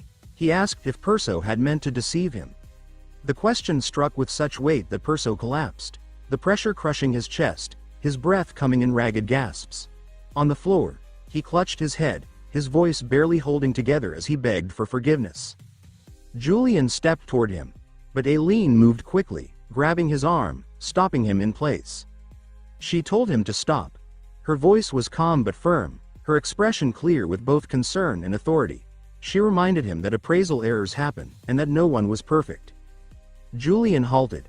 The fire in his eyes dimmed into reluctant restraint. A flicker of guilt passed through him. He thought to himself that if he drew his sword now, in front of so many eyes, he'd be the villain. He gave a short laugh, brushing off Eileen's hand. He admitted that going any further would only make him look worse. Turning back to Perso, his tone was level but commanding. He pointed out that if the painting was truly authentic, its value would skyrocket. Perso, still on his knees, his eyes wide and terrified, stammered in response. He bowed deeply, forehead nearly touching the floor, his voice thick with desperation. He admitted the gallery couldn't afford it, not even all his assets combined would be enough. Julian threw his head back in laughter, the sound echoing through the room, wild and amused. He clapped a hand on Perso's shoulder, his voice turning cold again. He warned him that incompetence could ruin a man's life. Then Julian looked back at the painting, frustration seeping into his tone. He said he still had no idea what to do with it. Perso was speechless, tears streaking down his face, his body trembling. Aileen spoke then, her voice low but steady. She said she would help him. Julian turned to her, suspicion flashing in his eyes. He asked if she really meant to help him. Aileen crossed her arms, sighing lightly, a weariness creasing her brow. She confirmed it, adding that she knew of one buyer who would purchase any Koroskius painting without asking a single question. Just one person. Julian narrowed his eyes, studying her. He asked what the catch was. She said there were two conditions. First, she didn't want Perso punished. Julian agreed immediately, flashing a grin. He said he hadn't planned to hurt him anyway. Aileen hesitated, her voice meek as she blushed and laid out the second condition. She needed his help with something only he could handle. Julian smiled with relaxed confidence, saying he was available and willing. They shook hands, the air around them tense yet full of promise. Eileen's tone hardened. She clarified that she wasn't helping out of kindness. She didn't like owing anyone. This was a trade. Her help now for his help in Jelen. Julian laughed, saying that now he owed her. He asked what she needed, his voice laced with curiosity. Eileen's voice dropped low, her eyes turning distant like she was remembering something unpleasant. She described how a guard at Bayerl Academy had been patrolling when the air turned icy cold. He'd felt dozens of eyes staring at him, filled with murderous intent, enough to freeze the soul. Julian's brows drew together, suspicion rising. He asked if it was ghosts. Aileen shook her head, her tone calm but heavy with unease. She explained that while the administration had initially ignored the signs, things had escalated. Strange sounds echoed from the old wing of the academy at night. Guards had been attacked, some injured. Julian's curiosity deepened, his eyes narrowing. He asked what could be doing it, if not ghosts. Eileen's voice turned sharp, confident and grim. She said she believed it was a demon. The academy was protected, but she suspected a demon had slipped through a weakened barrier. A deep, mocking voice interrupted her. It belonged to Hardy Godfrey, a professor at the academy, who stepped forward with an arrogant smile. He greeted Julian, his tone thick with sarcasm. Aileen turned sharply, her eyes blazing. She snapped that he could at least acknowledge her presence. Was a greeting too much to ask? Hardy shrugged, voice cold and dismissive. He said they weren't close enough to warrant that. He questioned why she dragged someone like Julian into this. Aileen shot back, saying Julian was an expert in slaying demons. If they wanted the students safe, he was the best chance they had. Hardy sneered, his voice soaked in disdain. He said if she wanted to escape the shadow of her family, she should try harder on her own. Aileen's face flushed with rage, her eyes flashing. She snapped back that he was the one who needed to try harder, especially after his last paper had nearly failed. She suggested he rewrite it instead of mocking her. Hardy's face contorted in anger, the insult hitting deep. He growled that a branch family brat had no right to speak to him like that. Aileen fired back, her voice rising like thunder, demanding to know what he'd just said. Julian, his hand already on his sword hilt, stepped forward. His gaze was ice, a storm held back by sheer will. Aileen's heart raced wildly, confusion pulsing through her. She wondered if Julian was angry over Hardy's insult to her family, or at her own fiery temper. She stammered a plea for him to wait, but Julian had already drawn his sword. The steel shimmered under the gallery lights, cutting the air with an icy edge. Her heart pounded as she shut her eyes tight, bracing for what might come. Hardy's panic erupted instantly. He raised his trembling hands, his face ghost white with fear. Then, without warning, a small stone struck the side of his head with a dull smack. From the wall behind him, shattered stones tumbled down in a cascade, revealing horrific impish faces, each one with blood-red eyes burning with malice. Hardy let out a scream that cracked with pure terror. He shouted that demons were hiding in the walls. Julian moved like a storm unleashed. His sword slashed through the imps in a brutal rhythm, each blow swift and lethal, a deadly dance with no wasted motion. When the last imp fell, he turned, his gaze cutting across the scene like frost on glass. Hardy, now on his knees, screamed for help, his voice cracking. He wailed that a demon was on his back. Julian looked closer and spotted a small imp clinging to Hardy's shoulders, its red eyes oozing malevolence. The moment Julian's eyes locked on it, the demon flinched, as if scorched by his very presence. Julian gave a chilling smirk and stated coldly that it didn't matter whether someone was from the main or the branch family. He didn't spare demons. With eyes blazing, he told Hardy that if he wanted to survive, he'd better beg a branch family member to save him. Then, gripping his sword with finality, Julian drove the blade into the ground. A harsh metallic ring echoed, followed by an explosive burst of force that vaporized the imp clinging to Hardy's back, telling him that he was overreacting. Nearby, Aileen flinched as if struck by a wave of something sinister. She pointed ahead, her eyes wide with both fear and determination, and shouted that it was there. The remaining imps began to swarm together, their bodies swelling grotesquely. From their mass, dark magical tendrils erupted like writhing shadows, cloaking the space with ominous power. Aileen and Hardy both trembled under the building pressure, their hearts pounding in their chests. Then, the imps merged, forming a monstrous rat larger than anything they'd seen. Its crimson eyes glowed like fire, and its razor-sharp teeth gleamed like freshly polished blades. With a ground-shaking lurch, it raised one claw and slashed through the air. Julian didn't flinch. His face remained calm, still as glass. Lifting his sword, its edge catching the dim light, he spoke in a quiet, threatening tone. He asked if this grotesque creature was the demon's true form and mocked its pitiful attempt to survive by fusing weaker pieces together.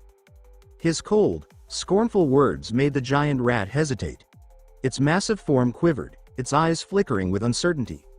But then it roared, its tongue lashing out like a whip, and it struck at Julian with brutal force. Julian met the attack head-on, charging forward. His sword sliced the air with blinding speed. The two clashed in a brutal rhythm, strike after strike, each one precise and powerful. At last, he landed a critical blow. The rat howled, a shriek of agony ripping through the space. Julian saw it begin to shrink, its form retracting in retreat. Without missing a beat, Julian lunged.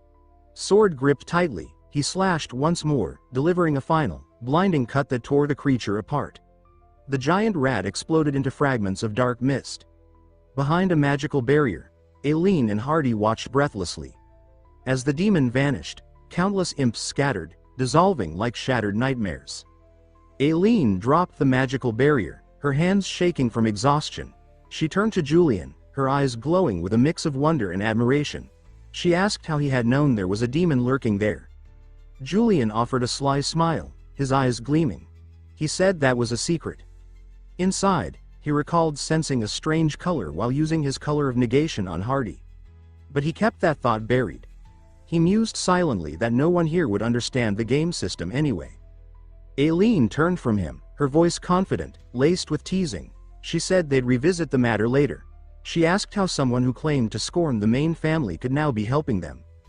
Julian raised an eyebrow in surprise. He repeated her words. Scorned them? Eileen's tone grew sharp, though still playful. She reminded him that he had once called her a tashaning half-breed. Her thoughts spiraled briefly. She remembered those words, how they stung her, spoken to a girl who had only ever been obsessed with power. And now, that same man was protecting the Branch family. It felt unreal. She reflected inwardly that he was still the same Julian from their academy days, righteous, but half-hearted. Her hands moved as she manipulated floating magical stones, their glow soft like distant stars. Her tone turned sarcastic as she continued, stating that everyone else might be too afraid to challenge him, but she wasn't. She called out his superiority complex, his constant disdain for both the Branch family and herself. Julian paused, a flicker of remorse crossing his face. Rubbing his chin, he gave a faint smile and admitted he had been wrong to say those things back then. The words struck Aileen deeper than she expected. Her breath hitched, her thoughts scrambled. She bit her lip, thinking that Julian had just apologized, maybe not fully, but enough to shake her. She looked up, voice shaky yet sincere, and thanked him. Julian stepped closer, his expression curious. He asked what she was thanking him for. Blushing, she replied it was for what he had just done, facing that demon. He shrugged it off, saying it was no big deal. The wall behind them, once damaged in the chaos, had now been completely restored. Aileen wiped sweat from her brow, letting out a long breath. She said it was finally done. Julian, a few steps behind, gave her a warm smile and told her she'd done a good job. Her eyes lit up, excitement surging. She said now that he'd slain the demon, it was time for him to meet the buyer of the painting. Julian was introduced to an older man standing before the painting, his gaze filled with reverence. The man sighed deeply and said that seeing the piece before his death brought him peace. Sipping tea, Julian asked what the man thought. He explained it was the final work of Coruscant, titled Red Vineyard. The man, Alum Corney, vice dean of Bayerl Academy, nodded slowly, his eyes bright with emotion. He described the scene, a wheat field, torn by a violent storm beneath a dark, brooding sky, stretching into an endless horizon. Julian quirked an eyebrow, surprised. He thought to himself that maybe the man was an art expert. Personally, every painting looked like fancy paper to him. Still, he listened as Alum continued, his tone quiet and reverent. Alum spoke of roads stretching beyond the field, with no certain destination. He admitted he didn't know where they led. Julian nodded, his expression thoughtful. He commented that the painting gave off a lonely aura, as if the artist had poured sorrow into it. He mentioned the letter that came with the painting, beginning with the words, "I poured all my sadness and soul into this." Julian's thoughts churned. He wondered aloud if everything in the work was connected. Alum nodded, saying exactly that. There was a strange glow about him, a light that made Julian's heart race. Suspicion rose within him. He wondered if he was being doubted. His system gave a soft ping. Color of suspicion. Doubt. Julian frowned. Was there something wrong with the painting?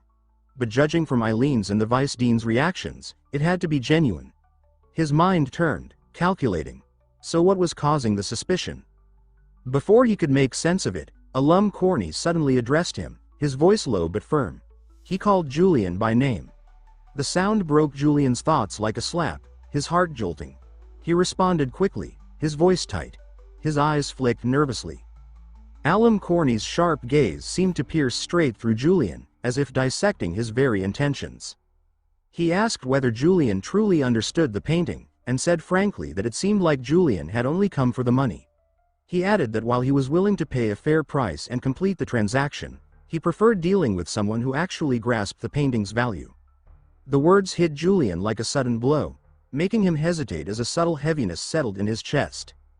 He thought to himself, eyes narrowing with focus, that this explained everything. Even if the deal went through, he wouldn't receive the full price. Regaining his composure swiftly, Julian cleared his throat, his gaze brimming with restored confidence.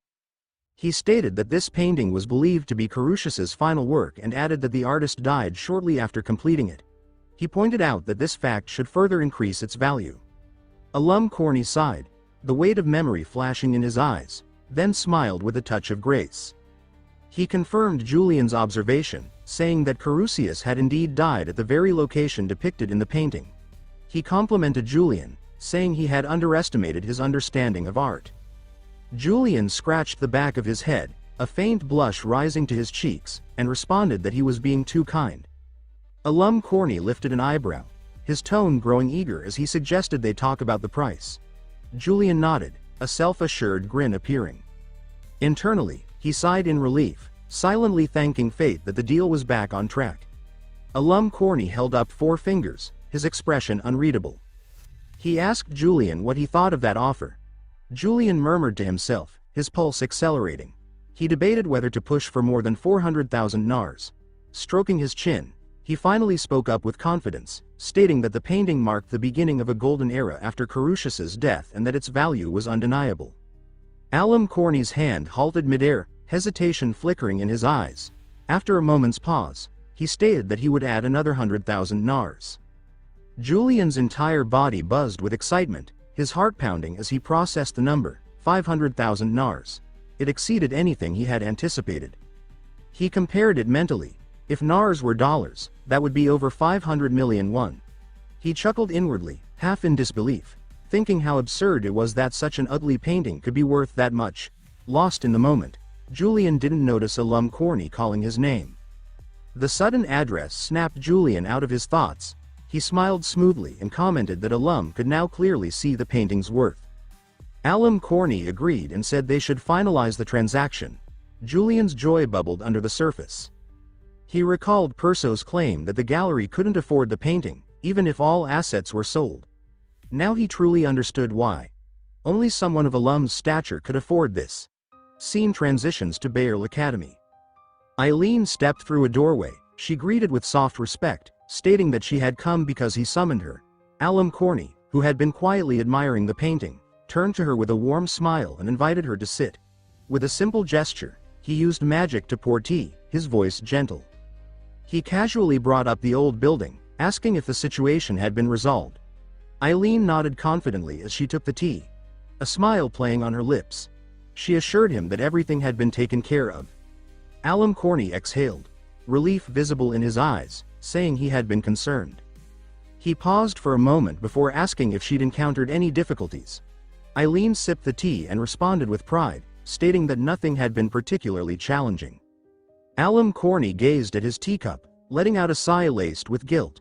He apologized for assigning her such a troublesome issue. Then his expression darkened, eyes sharpening. He said that what he was about to share had to remain confidential between them. He explained that he suspected the Dawn Society was responsible for the incident. Eileen's expression turned grim, her eyes narrowing. She asked why the Dawn Society would target the Academy. Alum Corny shook his head slowly and admitted he didn't know their motives. But he said there was circumstantial evidence, and that they likely exploited a weak spot in the barrier. He added that the matter was being kept secret to prevent panic. Eileen's face grew tense, and her fingers gripped the teacup tighter as her heart raced. Her thoughts swirled. A cult of demon worshippers, emerging within the Empire, targeting their academy? Alum Corny noticed her silence and reassured her, saying she shouldn't worry too much. He told her they had already strengthened security and would continue to protect the academy at all costs. Eileen exhaled slowly, her shoulders relaxing slightly. She agreed softly. He added with warmth that they owed their resolution to Sir Julian. Eileen's cheeks turned red, and she stammered Julian's name. Regaining composure quickly, she asked if Alum Corny had met him. Alum chuckled, his eyes gleaming. He confirmed that he had, and remarked that thanks to Julian, he had acquired a priceless piece of art. Eileen smiled with genuine warmth. She said she'd hoped to thank Julian for defeating the demon, but that he had vanished. Alum nodded as he took a sip of tea, mentioning that Julian had accepted payment and left in a hurry. He added that he had heard Julian went to purchase a large number of moonstones. At that, Eileen gasped, choking on her tea in surprise. Her face flushed in shock. She wiped her mouth, stammered in disbelief, and stood up abruptly, stating that she had urgent business, before dashing out. Alum watched her run, confused. He sipped his tea and wondered aloud why everyone was suddenly so busy. Eileen raced through the streets, heart pounding, until she reached the gem shop. The shopkeeper looked nervous. He apologized, explaining that they had sold out. Eileen interrupted, insisting that she was certain there were still some left. The shopkeeper shook his head, saying that Sir Julian had bought more than expected. Eileen slammed her hand on the counter, fury flashing in her eyes, and demanded to know when the shop would restock. The shopkeeper trembled and confessed that it would take significantly longer this time. Eileen's face darkened as despair took hold. Her voice trembled as she stuttered that she needed those moonstones for her thesis. Her world seemed to crumble. Tears welled in her eyes. She let out a sharp, broken cry, shouting Julian's name. Scene changes to Julian. Julian stood across from a man, a satisfied glint in his eyes as he held a glittering moonstone. The blacksmith asked if Julian wanted him to forge a sword using the gem. Julian nodded with fiery eagerness. He confirmed it and asked if it could be done. The blacksmith's expression grew more serious. He revealed a stash of moonstones and asked whether the sword could be forged like Silvermoon. Upon hearing that, Ruger Orland, the blacksmith, let out a fierce roar of protest. He stated that Silvermoon wasn't a sword, it was a mere decoration. He declared he would not tarnish his pride by creating such a thing. His face was flushed, his eyes ablaze with righteous indignation, as though Julian had insulted the very soul of the forge. Julian stayed composed. His eyes stayed sharp as he explained softly that he wanted the weapon for combat. Ruger slammed his hand on the table so hard it cracked, shouting that Silvermoon was a luxury item, not a proper weapon. He jabbed a finger at the blueprint Julian had brought, scoffing that it wasn't worthy of being called a blade. He said that if Julian wanted something decorative, he should go elsewhere. The argument escalated. The air inside the forge grew heavier. Ruger continued, his voice booming with pride. He said Blazing Forge only crafted weapons worthy of knights, true masterpieces like the sword of Hayden Reich, whom he admired deeply. Julian didn't back down. His eyes burned with determination as he declared that he wanted mana circuits engraved into the blade, addressing Ruger by name. Ruger shook his head with a scoff, amusement flickering in his gaze. He said embedding a moonstone in the sword's core was foolish and dangerous. No warrior could fight with a blade weaker than basic steel. Julian rubbed his chin, considering the problem carefully. A young woman stepped forward. She was Ruger's assistant, her voice gentle but unwavering. She told Julian that they only made weapons that deserved the Blazing Forge emblem. If the blade shattered easily, so too would their reputation. Julian's pulse quickened under the weight of their refusal. He thought to himself that this was a problem. He wanted the sword made here, at the forge where Hayden Reich's blade had been born. After a long pause, Julian raised a hand and said with resolve that he understood. He promised the sword wouldn't break. Ruger pointed at him, skeptical, and asked if he really believed that. Julian grinned with defiance. He declared confidently that he was Julian, and if they doubted him, they were free to test his skill. He slammed a heavy coin pouch on the table and said they could forge the weapon first. He'd pay a premium price. Ruger and the assistant hesitated. Their eyes flicked between curiosity and doubt. Julian leaned in, voice low and compelling. He said if the sword broke during testing, he wouldn't ask for his money or the moonstone back. Ruger frowned, thinking deeply. He considered Julian's boldness. After a moment, he finally nodded and agreed, saying that if it broke, they'd act like it never happened. Days passed. The sword was completed. Ruger presented it, his face filled with both pride and uncertainty. He said their best smiths had worked tirelessly and failed many times before succeeding. He looked Julian in the eye and asked if he really planned to use it in battle. Julian took the weapon, the blade catching the light and reflecting it into his eyes. He activated flawless swordsmanship. A wave of mana erupted from the blade like a violent storm. He nodded, confidence in every syllable, and said absolutely. He asked, ready and certain, if they should begin the test. The scene shifted to the bustling streets, where a crowd had gathered, their voices rising and falling like crashing waves. Julian glanced around, mildly surprised by the number of onlookers. He remarked that it was quite the audience. The assistant, her cheeks tinged with pink, replied with a shy tone, admitting that everyone was eager to see the demonstration. She offered to disperse the crowd if it made him uncomfortable. Julian let out a laugh, brimming with confidence, and declined the offer. Ruger then emerged, hauling out a set of iron armor. He struck it firmly, his tone brimming with challenge as he announced that the armor had been crafted specifically for the test. He emphasized that it was no ordinary set, locking eyes with Julian as he spoke. He explained that the armor was a full centimeter thick, composed of nearly pure steel. If they were going to test the sword, he said, they would go all out. He invited Julian to try cutting through it.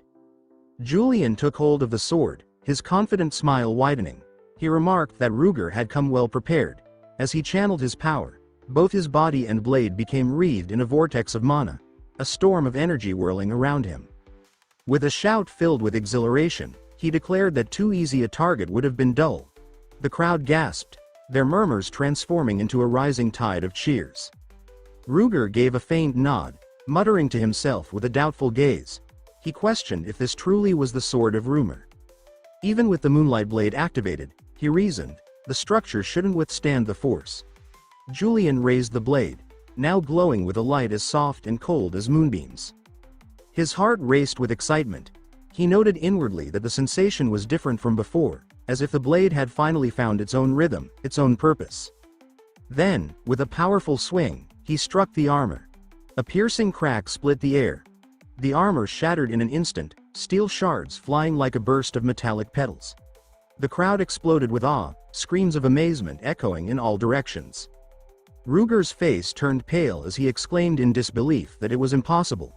The assistant covered her mouth, her voice trembling in shock as she asked how it could be. Her eyes were wide, unable to comprehend what she had just seen. Julian smiled, pride gleaming in his eyes. He channeled swirling mana into the blade, its energy spinning like an endless spiral. He declared that this was the true moonlight blade. Gripping the hilt tighter, he could feel its strength coursing through his arm. The assistant bowed slightly, her voice shaking as she acknowledged that even without Julian using his full strength, their custom armor had been reduced to scrap. Julian turned to Ruger with a confident smile. He asked what the next test would be. Ruger remained silent, teeth clenched, his eyes complicated. It was as if the pride of the forge had been struck down by the very weapon they once rejected. The mana still shimmered in the air like scattered moonlight, casting ethereal reflections over the forge's walls. Then, before Julian's eyes, a translucent panel appeared. The system displayed a message. The imperfect moonlight blade trait had evolved into Moonlight Blade. Julian smiled, heart pounding with exhilaration, his eyes glowing with satisfaction. A new trait had activated. He studied the sword in his hand, admiring its perfect craftsmanship, pride welling inside him. He reflected on the effort he'd invested. Not a single blemish marred the blade's surface. It was flawless. At last, he had succeeded. Ruger Orland stepped forward from behind, still shaken, awe clinging to his expression. With a hand covering his mouth, his voice low and filled with respect, he admitted that he had clearly underestimated Julian. Julian sheathed the sword in one smooth motion and turned to face Ruger, a confident smile on his lips. He remarked that sometimes, actions spoke louder than words. Ruger nodded slowly, his face turning serious, his voice dropping to a firm warning. He said that if the sword ever broke, so too would the reputation of the blazing forge. He urged Julian to wield it with that weight in mind. He turned back with a smile, his gaze steady and resolute. He promised that he would wield the blade with honor. At that moment, a man approached the heap of shattered armor, his eyes narrowing with amazement. Picking up a jagged steel shard, he muttered that it was Blazing Forge's custom armor, and yet it had been sliced through cleanly. He looked up at Rinna, voice carrying curiosity. He confirmed that Julian had been there. Rinna frowned, visibly surprised, and asked if he was certain. The man lifted another shard, turning it over in his hands, and said thoughtfully that he felt no trace of Julian's spiritual energy. He added that Julian was impressive, a swordsman who poured all of himself into each strike. He remarked that it would have been a sight to see him in action against the armor. Rinna let out a soft sigh, her eyes distant. She wondered inwardly if it could be true. She shook her head, brushing off the rising unease. The man turned toward her again, his voice low, laced with suggestion. He asked if she was concerned about Julian. Rinna flinched, her cheeks flushing as she stammered. He smiled at her reaction, his eyes dancing mischievously. He pointed out that they had just completed a mission together, then asked how Julian had seemed. Rinna lowered her gaze, her voice quiet but filled with admiration, and replied that he was truly strong. The man nodded, his expression sharpening. He then asked if she had noticed anything unusual about Julian. Rinna's breath caught. Her heart pounded as she turned toward him, voice quivering. She asked what he meant by strange. His tone grew colder, his eyes darkening as he clarified. He asked if Julian seemed like someone who might be involved with the Dawn Society. The words struck Rinna like a dagger. Her eyes widened, and her voice faltered in shock. She repeated the question to herself, barely believing it. Julian, associated with the Dawn Society? The scene shifted to Julian. He walked down the sunlit street, twin swords gleaming at his hips. He wore a smile, pride glinting in his eyes. He murmured that he was becoming more like Julian with every passing day. But the smile faded, replaced by a sigh. His gaze turned somber. He reminded himself that he couldn't lose sight of his true goal. He had to return to his real world. He couldn't live as Julian forever. He rubbed his chin, the weight of reality pressing against him. To return, he realized, the game world had to end. That meant reaching the final chapter of the story. Hayden Reich had to prevent the resurrection of the Demon King, Barbados. Shaking his head, his eyes reignited with resolve. He reminded himself again that this wasn't his life. His thoughts turned inward, voice low and steady. He wondered where they were in the plot. He noted that the Dawn Society was beginning to make its move, a secret cult trying to resurrect Barbados, the archenemy of Hayden Reich and Rinna. His eyes darkened further as he remembered that Rinna's father, Ron Bell, had been killed by them. He admitted to himself that he wanted to align with Hayden Reich's side, but said it wouldn't be simple. Stroking his chin, he mused with Julian's voice. Should he infiltrate the Dawn Society for information? But how? Just then, a new thought jolted through him. The system pinged. Intrusion intuition trait activated. Julian's senses sharpened. He felt a strange mana surrounding him, like invisible eyes were watching. He scanned the area, muscles tense, his voice low and alert as he demanded to know who was there. Seeing no one, he wondered if it was just his imagination, but he immediately threw the thought aside when he recalled that the system had alerted him. He speaks confidently, saying that whoever it was, should come out since he already detected his mana. From the shadows a figure steps out, causing Julian to chuckle nervously. He asks the hooded woman if they have met before. A hooded pair steps from the gloom, the tall shadow glowering while Eleanor lifts her chin with a faint smile. He thinks that he remembers her as one very skilled at black magic and says that the Bishop of the Dawn Society, Eleanor de Michel, stands before him. He steals his voice and says that she is the sworn enemy of Hayden Reich, and he says that it has been a long time, addressing Eleanor and the robed escort as well. She chuckles softly and says that he managed to see through her disguise.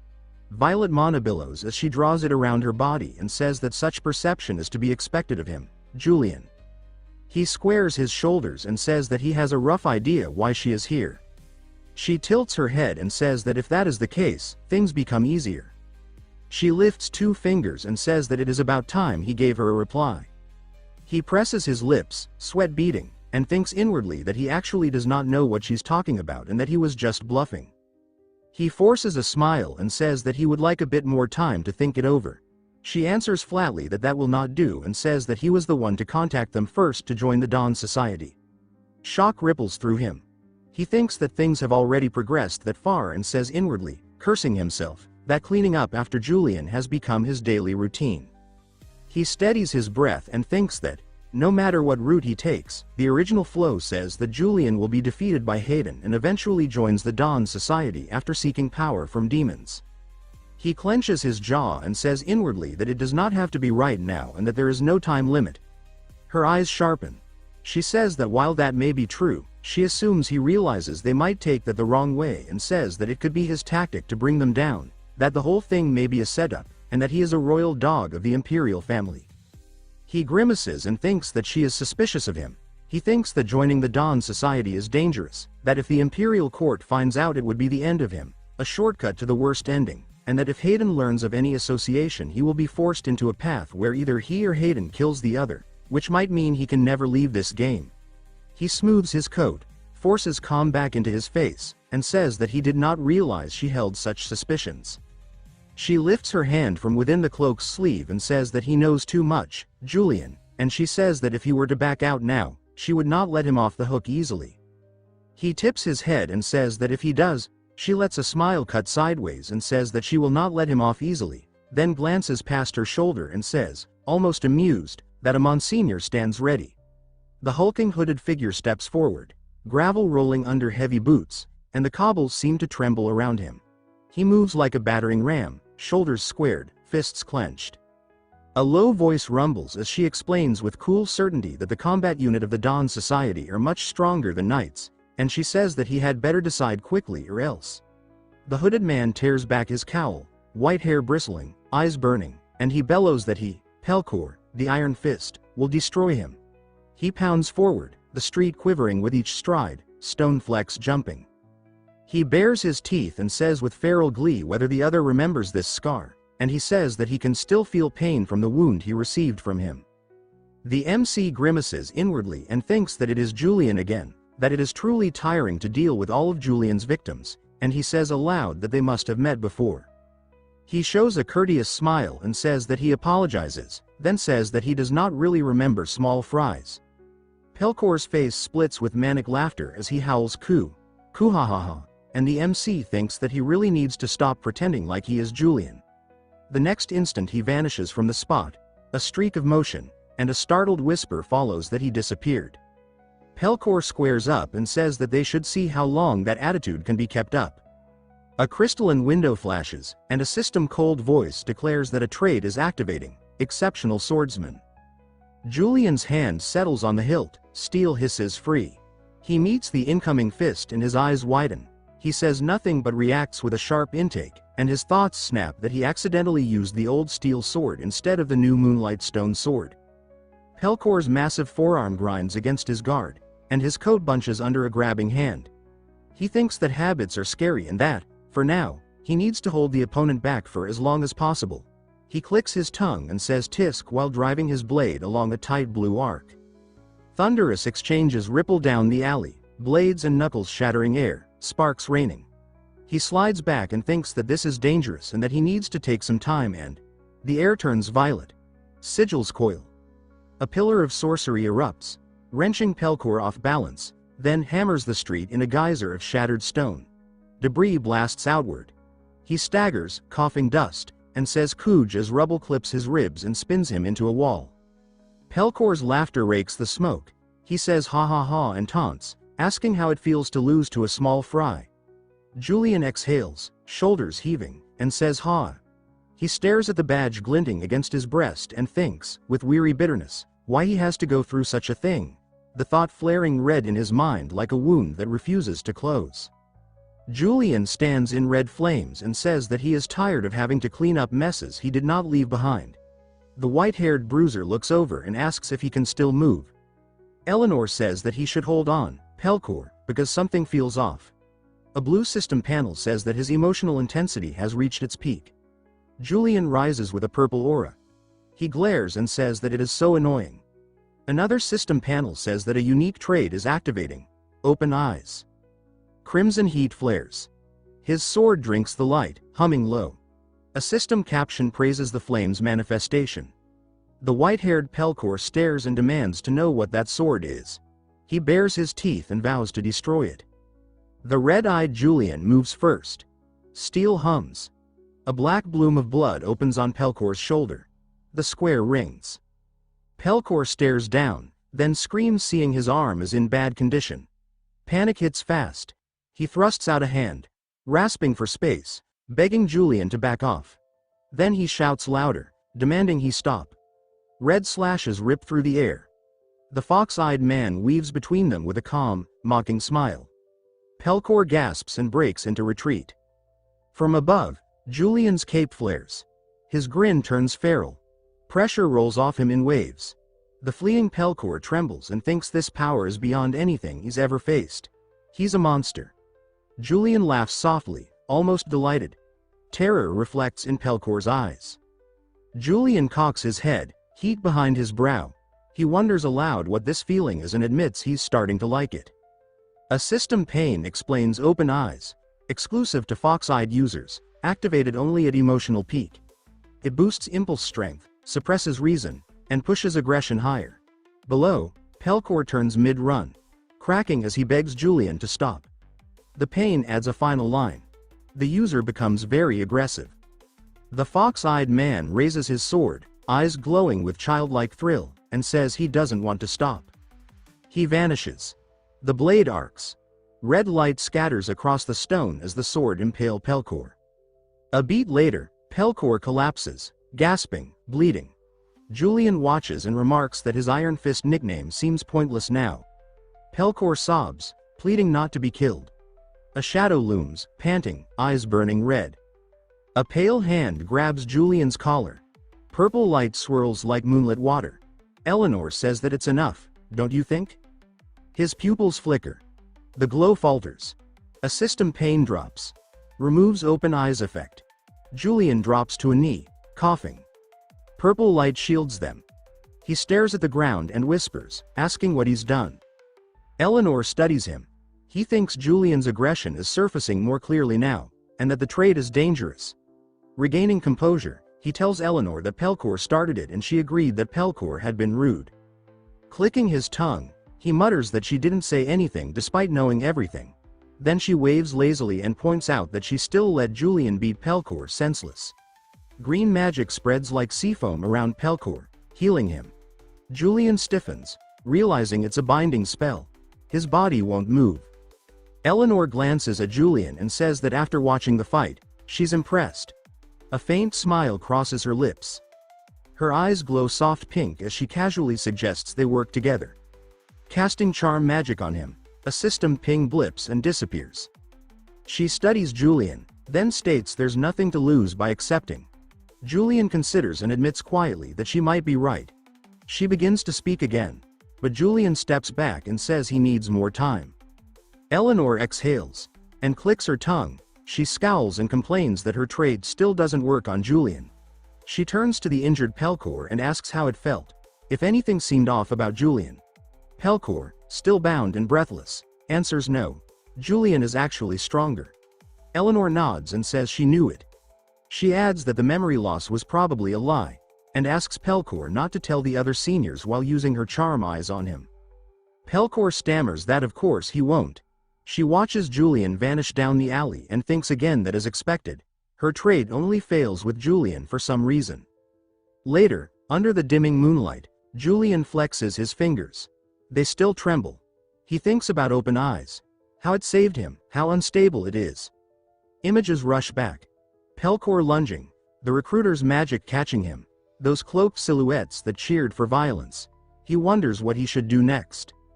He remembers Adrian's sharp smile and thinks that Adrian would kill him if he joined the Dawn Society. He'd never go back to his world. But he also remembers the recruiter's gleam, and the other side of the blade. If he joins, they might kill him. He exhales. Closes his eyes. The conclusion sets in. As expected, he has no choice but to join the Dawn Society. He presses a hand to his brow, steadying his breath. He tells himself it's settled. He'll join the Dawn Society. Not because he wants to, but because it's the only path left. He plans to get close, gather intel, and stop the resurrection of the demon god. Dragging his hand down his face, he forces a crooked smile that doesn't reach his eyes. This, he thinks, is the only way back to his world. Moonlit stone towers stand. This is Genmel Monastery. Inside, the Sun God Church is the church with the most followers on the continent of Rosenda. This monastery is under that church. Novices whisper that Julian the Atheist is here and say that they are sure he is here to purge someone. He smiles in silence.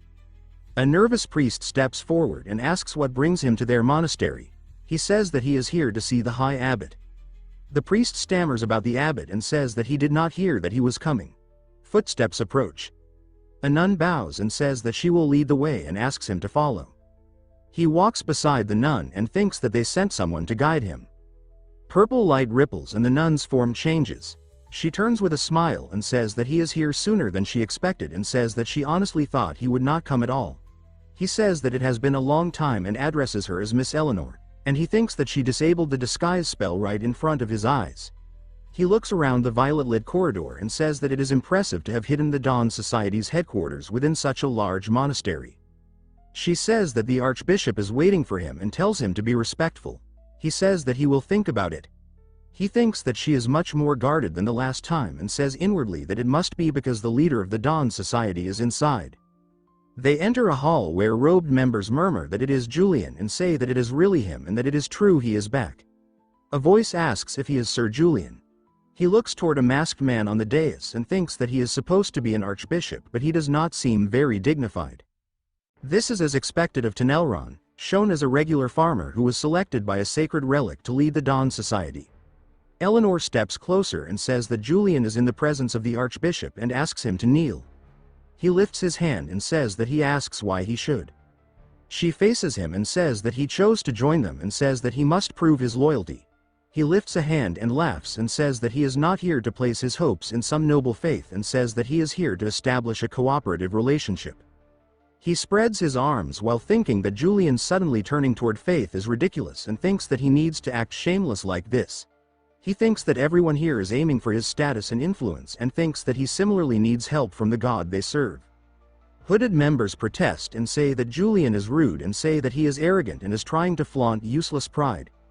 The masked archbishop raises a hand and says enough. He says that if it is to establish a cooperative relationship, then there is no need to test him like this, and he says that everyone other than Julian and Eleanor is dismissed. The robed members answer that yes, Archbishop, and whisper about what he is trying to do. He snorts and says PFFT. The Archbishop says that he is really as arrogant as the rumors and says that he likes it. He waves and says to follow him because he has something to show. The MC startles and thinks with a question mark. The Archbishop walks to a corridor and says that only bishops and above have access beyond this point. He asks if that is so. The Archbishop says that this is where the sacred relic is. He thinks that it is the sacred relic. Carrying a lamp, the Archbishop asks why he thinks he is showing this place. He asks why that is. The Archbishop says that he does not want to let him leave like this. He reacts with confusion. The Archbishop says that if they let him leave now, it would mean turning him into their enemy, and says that Julian allied with the Dawn Society would be interesting.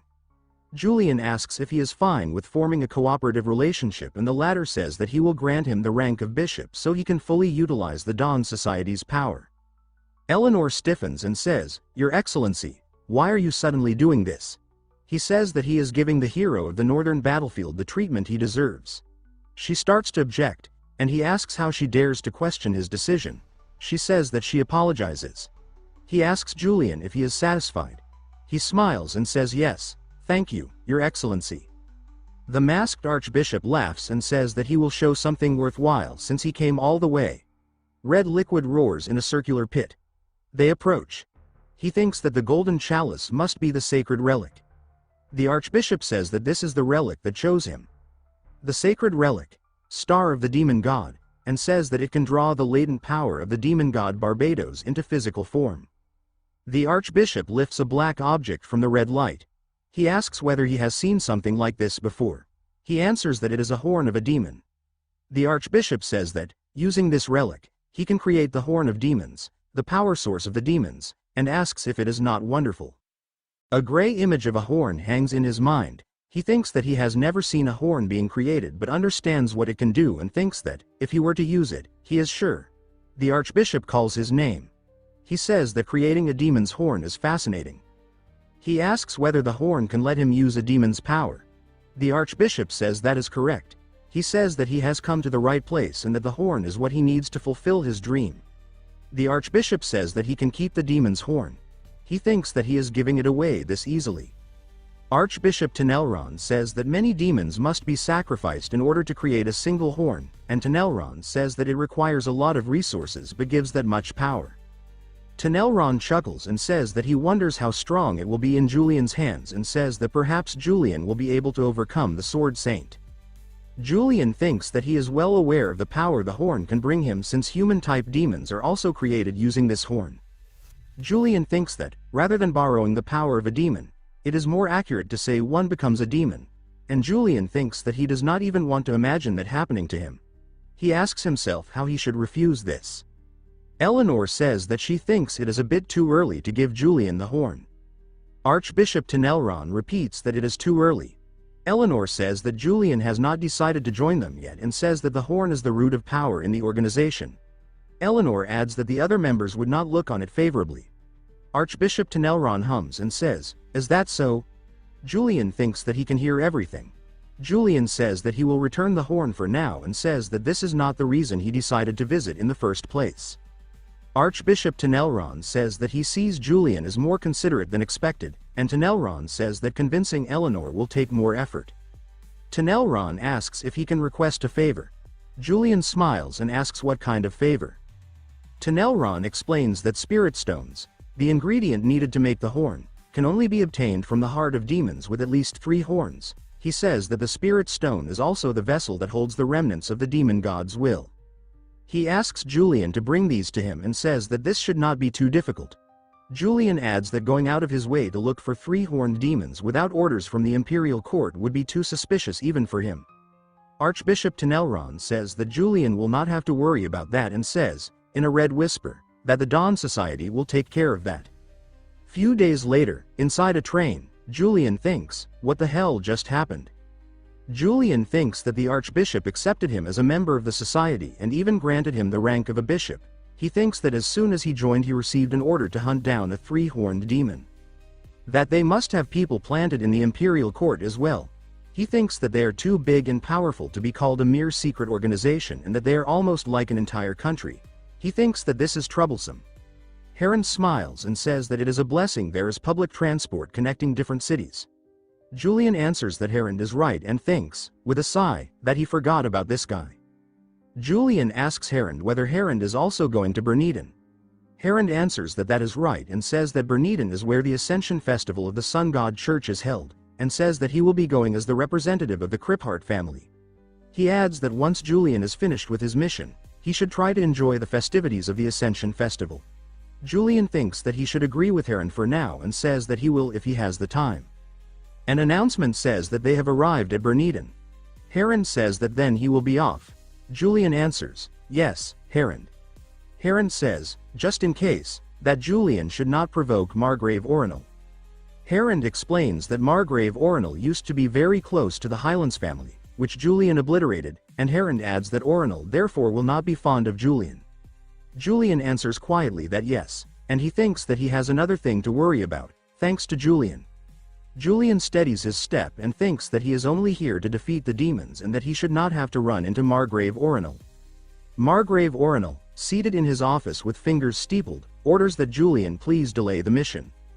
Julian tilts his head and says that, sorry. Margrave Orinal continues that the city is limiting entry to the Pillen Forest to Sun Church members to prepare for the Ascension Festival. Julian states that the 3-horned demon is in that forest and claims that the festival will be ruined. Margrave Orinal asks if the demon has shown itself yet and then argues that it has not, which is why he asks Julian to delay the mission. Margrave Orinal declares that the Ascension Festival is the pride of this city and that they cannot ruin the festival for a demon that has not been active yet. Julian, expression cooling, thinks that Margrave Orinal is not listening and that the demon could appear in the middle of the festival.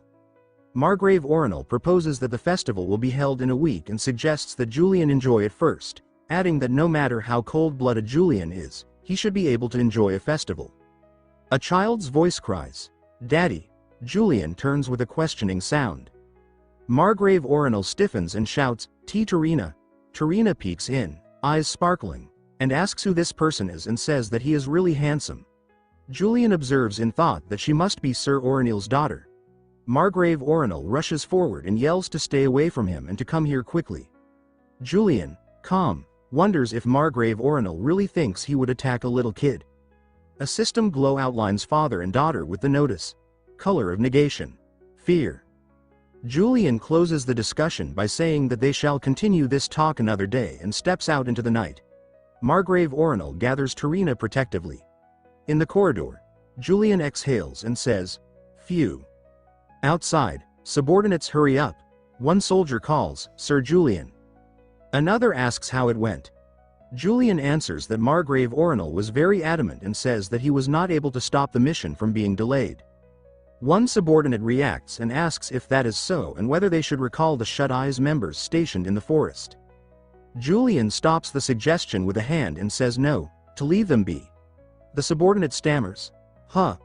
But Julian looks over the festive streets being prepared and states that the festival will not be happening as planned. A subordinate, eyes widening, asks if that means what they think it means, while Julian's gaze remains steady on the city that is decorating itself for a celebration he expects to be interrupted. Julian explains that Berniden is where most players first come across a three-horned demon. He emphasizes that such a creature is not just powerful, it's catastrophic. With a hand resting on his chin, he remarks that the festival might soon collapse into chaos. He outlines the horn system. The more horns a demon bears, the stronger and more dangerous it becomes. From 3 horns upward, each demon gains a unique name and a specific ability. He cites an example, Hamelin, a parasitic beast cloaked in earthy reds, wrapped in a mantle of fur, its eyes searing with an internal fire. He describes its methods.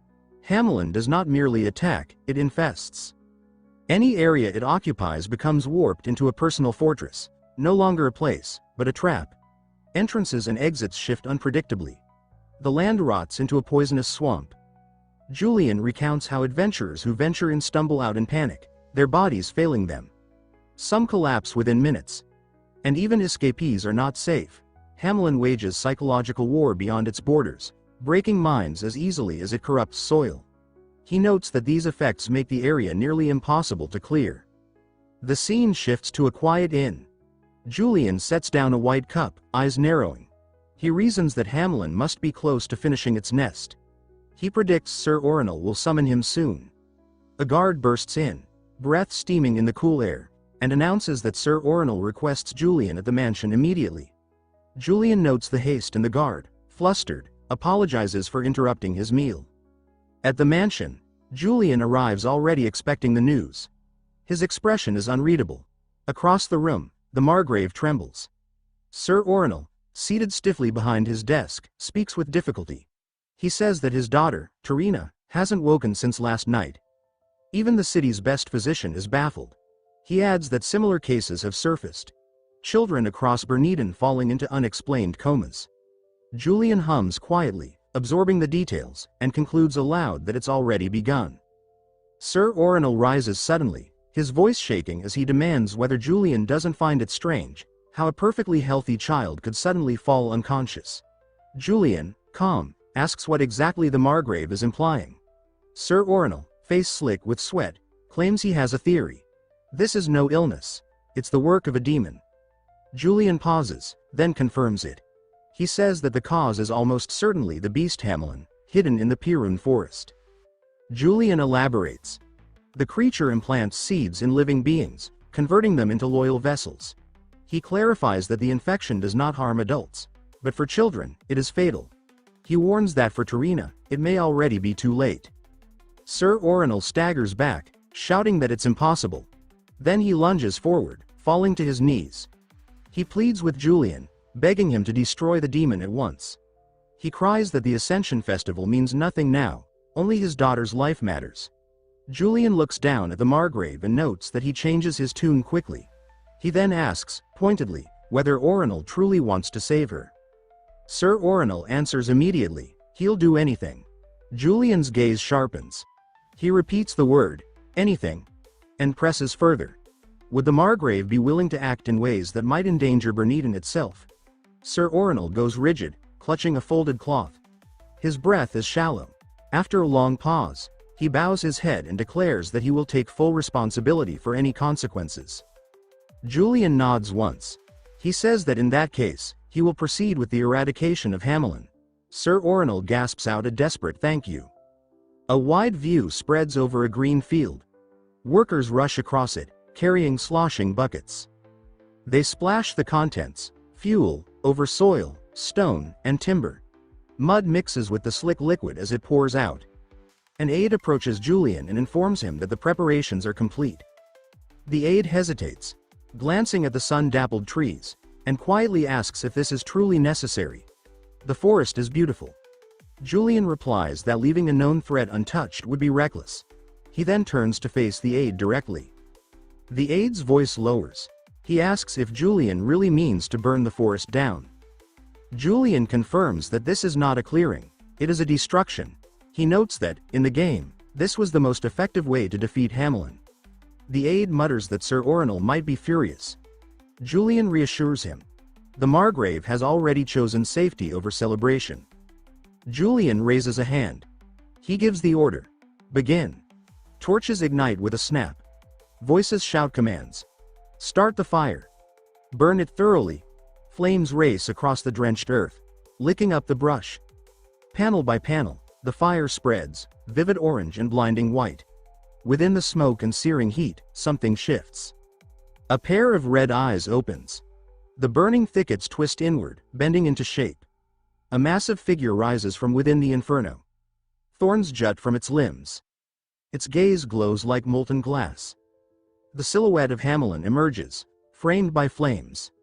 Jagged lettering clatters across the frame as the beast lets out a soul-splitting roar. From within the flames, the demon howls. Nearby, members of the Shut Eyes unit freeze, then erupt into motion. They shout that it's time to fight. But before they can move, Julian lifts a hand. He tells them to stand down. He says he will face the demon alone. The agents stop in their tracks, stunned. One stammers, asking if he truly intends to fight a three-horned demon by himself. Julian responds with a faint, tilted smile. As he draws his blade, firelight spills across the metal, gleaming over the folds of his uniform. He confirms that yes, he does. Their presence would only slow him down. Flames rise around him as he steps forward. Embers whirl in his wake. He plants his feet, squares his shoulders, sword raised high.